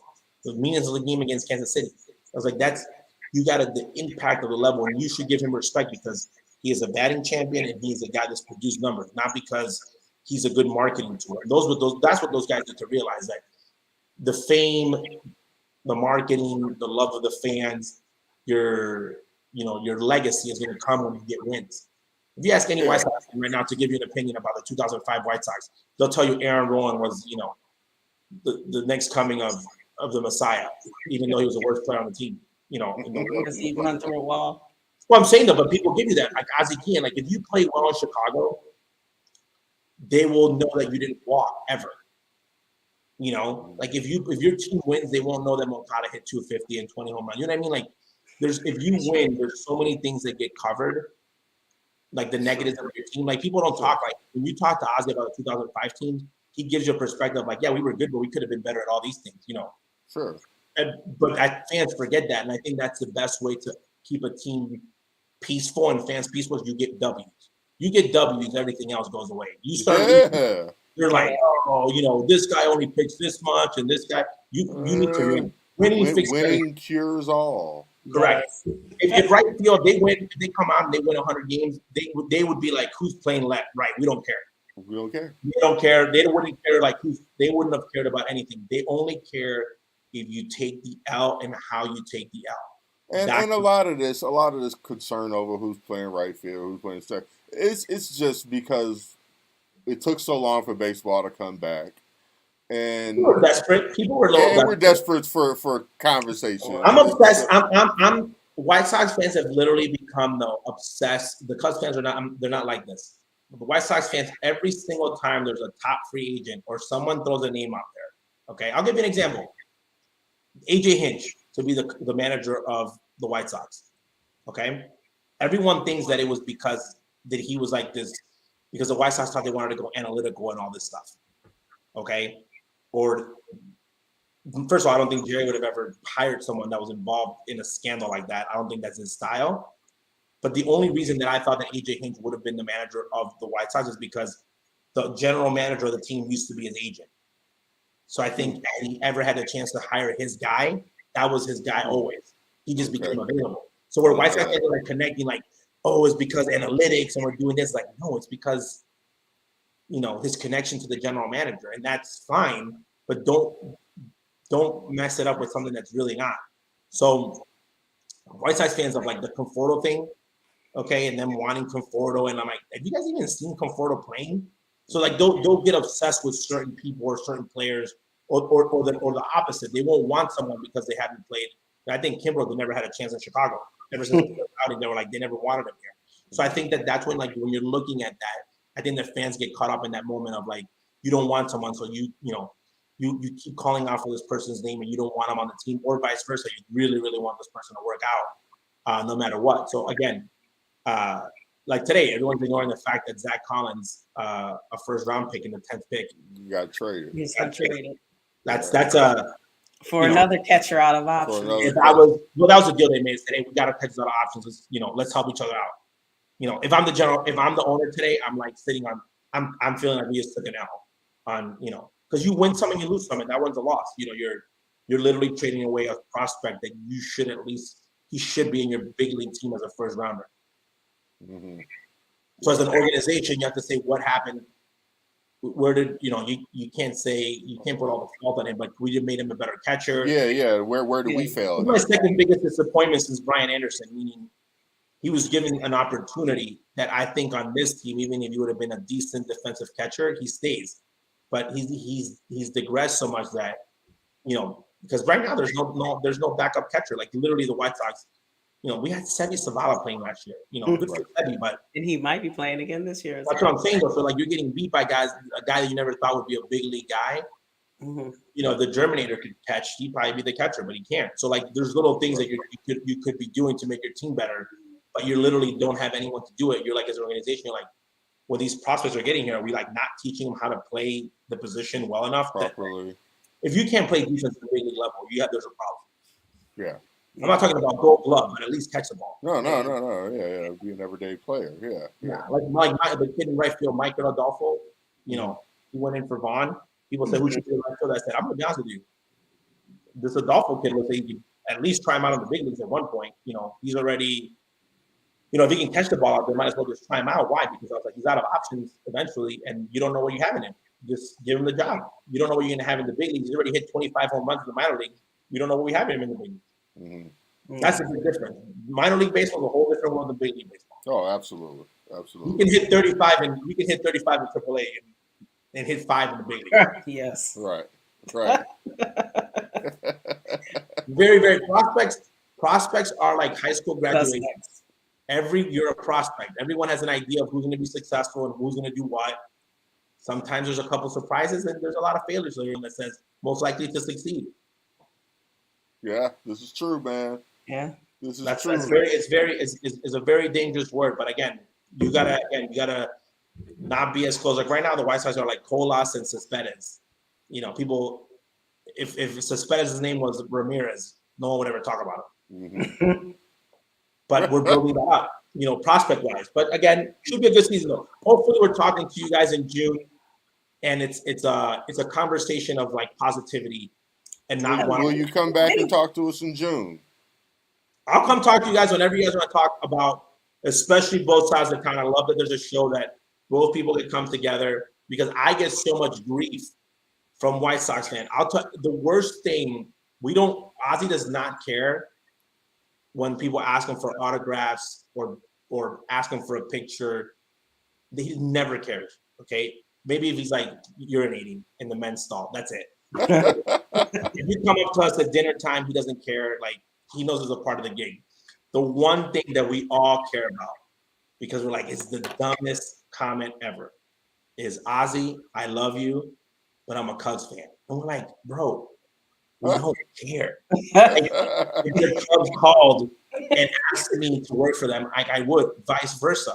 Right. You know, I was like, but he doesn't because he doesn't get this of like, Chicago has two teams, and when you play one another, like we've never understood how a White Sox fan can hate the Cubs more than they hate Detroit. Thank you. Or like you're a Cubs fan and you hate the White Sox more than you hate the Cardinals. Oh, yeah, that's stupid. So, like those are real rivalries. Like you're literally fighting in a division. When we play you, of course, we can be rivals, but at any other time, it's like, yeah, whatever, you're not a big deal. But it's they again, you want to win those. It's a big deal. Ozzy would love to win, obviously, for bragging rights, but it's not the end of like. And then when you're enjoying it, when the Cubs won, I literally scored every game, and they're like, "Why are you rooting for them to win it?" I said, "Bro, if you're a baseball fan, okay, there has been people that have died that have covered this game that are not going to get to witness what I am going to witness. I'm going to give it to you like this: when the color barrier got broken, it got broken one time.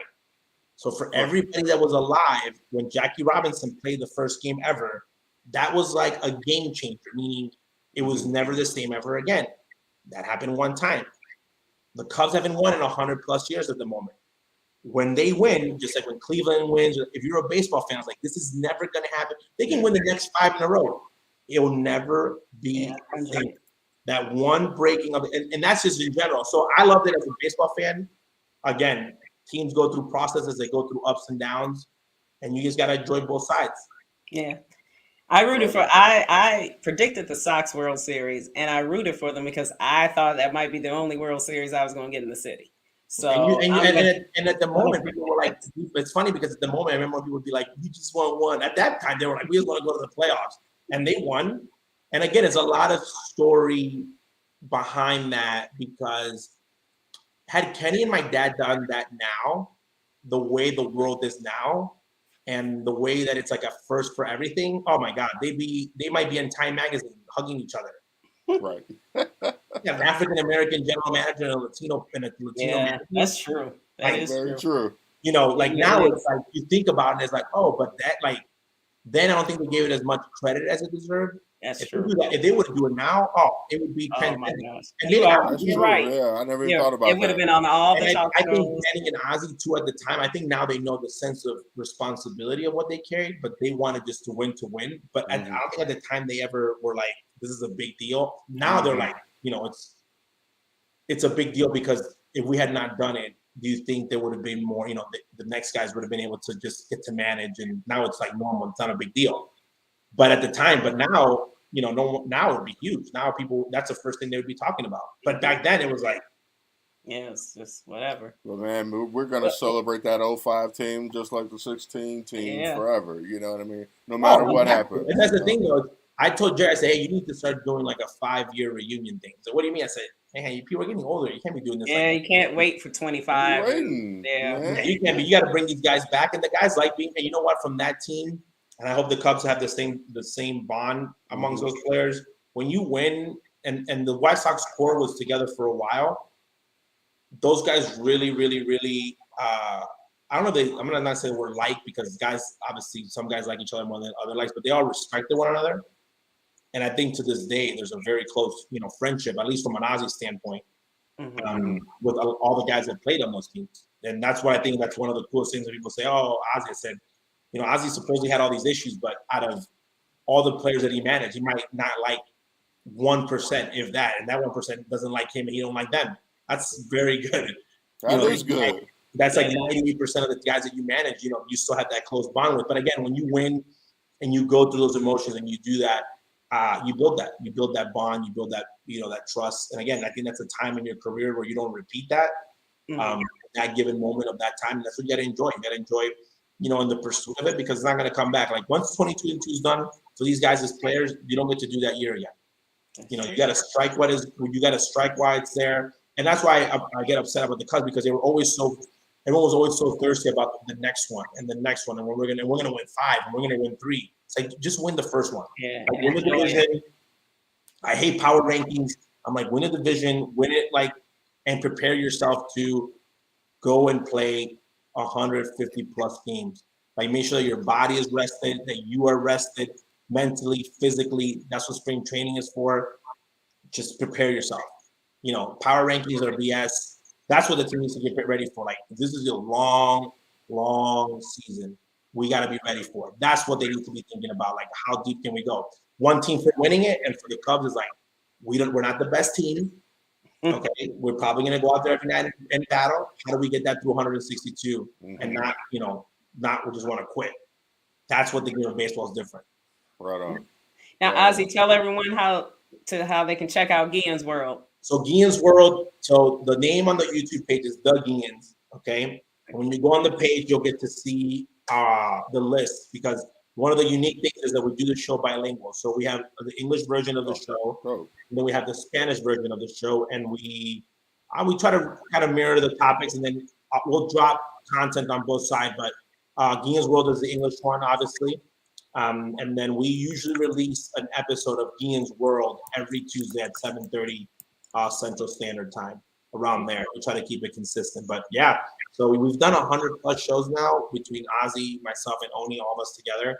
So it's fun. It's a fun time to talk to them. So yeah, go on the YouTube page, The Guillens. Ozzy is funny because he has a tracker on his phone, how many people are following him. We have a bet on when he gets to 5,000 followers on YouTube. Since anybody can follow you on Twitter, you've been at it for a while. But he doesn't understand. He's like, how do I have 400,000 followers on Twitter, but I only have 800 followers on my YouTube channel? I said, you got to do better content, bro. Yeah. I said, back then you went viral a lot of times. Now, you don't. You haven't gone viral in a while. This is true. That's true. This is true. Well, hey, man, I can't wait till you come back and talk to us while Anytime. the season is on, man. Thank you so much for having me. Looking forward to thank you for taking time out to come talk to us, man. Anytime. You guys have an amazing conversation about baseball, about Chicago. Love the name Plunked. And again, there's so many great stories to be shared on both sides of town, and we're very lucky in Chicago to have two.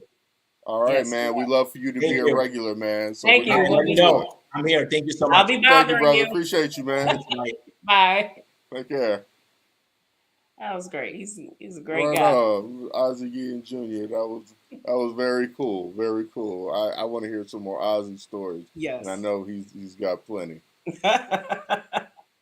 Oh my well, God. Kristen, the first show has been great. So let's I want to get your take on what are your expectations? Like, say you weren't a Cubs fan.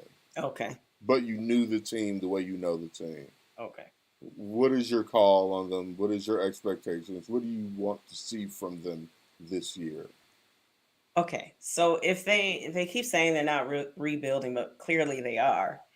Clearly. So I need to see, like, is Patrick Wisdom, who struck out 40% of the time last year and is striking out a lot in spring training, is he really part of your future? Is Frank Schwindel? Like, I'm ready to see the future now. And I don't know if they're part of the future. I like Marcus Stroman and I like Seiya Suzuki. Hey, that's a girl. She's back. Our favorite plunker. Dev in the building. So if I take out my emotion, because my emotion, I'm mad at them. But if I didn't have any emotions and I'm just an outsider, I don't know if I truly understand what I'm going to see. I know David Ross is going to make sure that they compete, but I don't really know what I'm watching, because who are the young people that are the bridge that we're going to see them? Like, if we go back to when Rizzo, Starlin, like, they were the young core that were there and they played through the losing. And then you brought up more of the core, and you played with Chris Bryant's time, and that just really So upset you him. talking full on rebuild? Yeah, so I mean, because they lied. Remember, I told you last year that the You Cubs were going did. to lie, saying we're going to be competitive. No, their name was just going to be attached to it. They weren't really going after any of these Yep. people Yep. You because they said could have that. done a quick thing by getting Correa. They could have signed either Schwarber or Chris Mm-hmm. Bryant. They could have brought in some pieces to start really competing. Like, I need to see competition, but now I'll just be looking at. And Jason Hayward's still here. I mean, you guys need a right fielder. Hey. And I love Jason Hayward, but Yeah, we don't need that right fielder. I mean, I've been trying to he's get a little steep on the pockets. Yeah, that's the problem. That's why he's still here. But I mean, if That's there's a really rain it. delay, he will get you a championship. He'll give you a good prayer That's and a good word. What's your 20 thoughts million. on the White Sox? Well, honestly, at this point, the White Sox made the playoffs consecutive years for the first time ever last year. 2 times in a Oh yeah, that's right.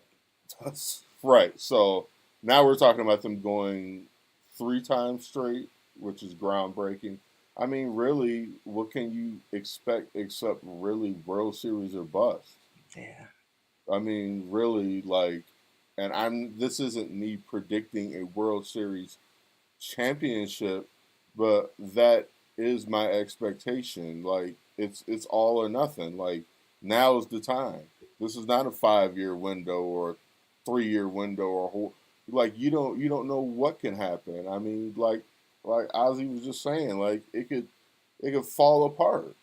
It could all fall apart at It's the any Cubs. moment. So I think this year it's I'm not gonna say if they don't win it this year, that's it, but that is the goal. I think the goal is to win it all, at least in ALCS, a deep ALCS run. Yeah.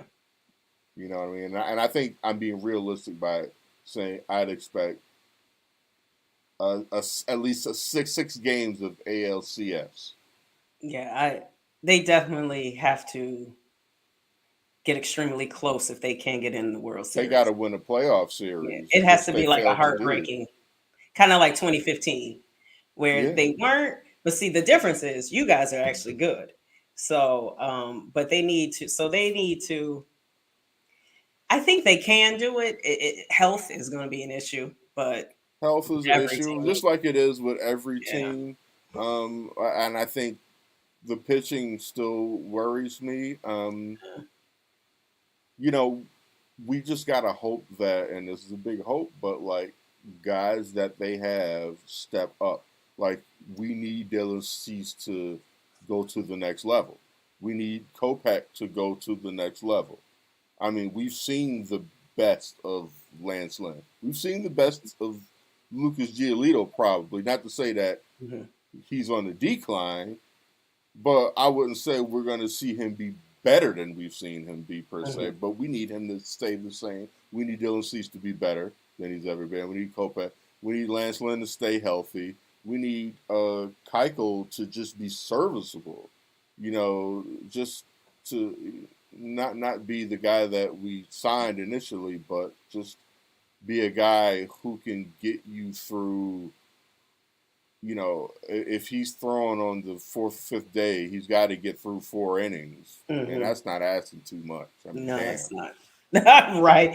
I was thinking more. I was thinking more. You need to get through 5 and 6. Yeah, he needs to be that innings eater. Yeah. To And preserve. losing Crochet is huge. Yeah, that is huge because he ate up a lot of innings, and I kind of hope we had kept Ryan Tepera because he ate up some innings too. Yeah. But so the pitching, it's like ice at a party. You can just never have enough. You never have. That is very never true. have enough. Ice at a party. That good ice that you buy from the store. And you really can't ever have enough. I never have too much ice at a party. My mind is on the party right now. All the time. All Nice the to have a World Series celebration party. Hey, well, we'll see what happens. We will see what happens. Oh my Well, goodness.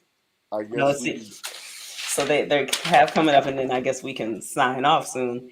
Detroit is up first. Yes. In Detroit, Javi. get to see a little Javi Baez. Should have went after him. He did not get that much. I mean, I'm, I'm huge Tim Anderson fan, but um, his glove is good, not great, Mm-hmm. and I think you need great at shortstop when you in the World Series, Yeah. And I was calling for Correa Yeah. or Trevor Story. Trevor Story, sorry, Yeah. or even Javier Baez would Yes. have There were been. some people out there to There get. were some people out there, but they decided to, go with what they got, and hey, maybe Tony Lewis thinks I'm a bad fan because I think Because anymore. you. You know, one thing we should track, because you know what you have to have to win the World Series. Someone has to play out of their mind, like do something they wouldn't have done. Because Right. that happens. So we should track who that White Sox player is throughout the year. Who's the player gonna be who plays out of his ass? I hope it's a pitcher. Yeah. But a lot of times it can be an offensive player too, who like, where did you get that from? Like, for Yeah. example, I mean, Addison Russell had like 90 something RBIs. I mean, they usually happen with the bases loaded and one out, and he would get a ground Hmm. ball. He But really cleaned up. he did drive in a lot of runs. Right. Right. Um, And so yeah, wonder who Jeff that person's going to be. Zobrist. Yeah, who's your Zobrist? Zobrist, who's the Zobrist there? Lori Garcia can play just about everything. Yeah, I guess so. He's our I'm not main saying he'll give utility you guy. the And offensive. he made some he had some big hits in the playoffs. Had a Okay. bad attempt at a catch in the playoffs too. I just thought about that. Damn. I can't remember which came first, the bad catch or the hit. But in any case, let's think positive. Let's think about the future. April Cubs 8th for the 75 Sox. wins. Sox ALCS deep ALCS, Yeah, bro. yeah, Talking deep. must. All right.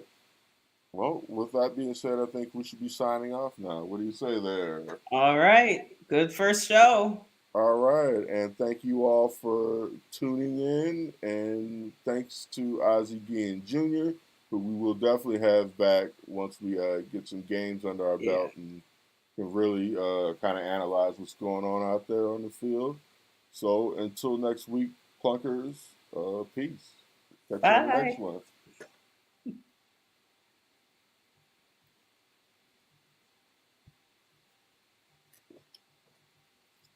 Did it stop? Oh, okay.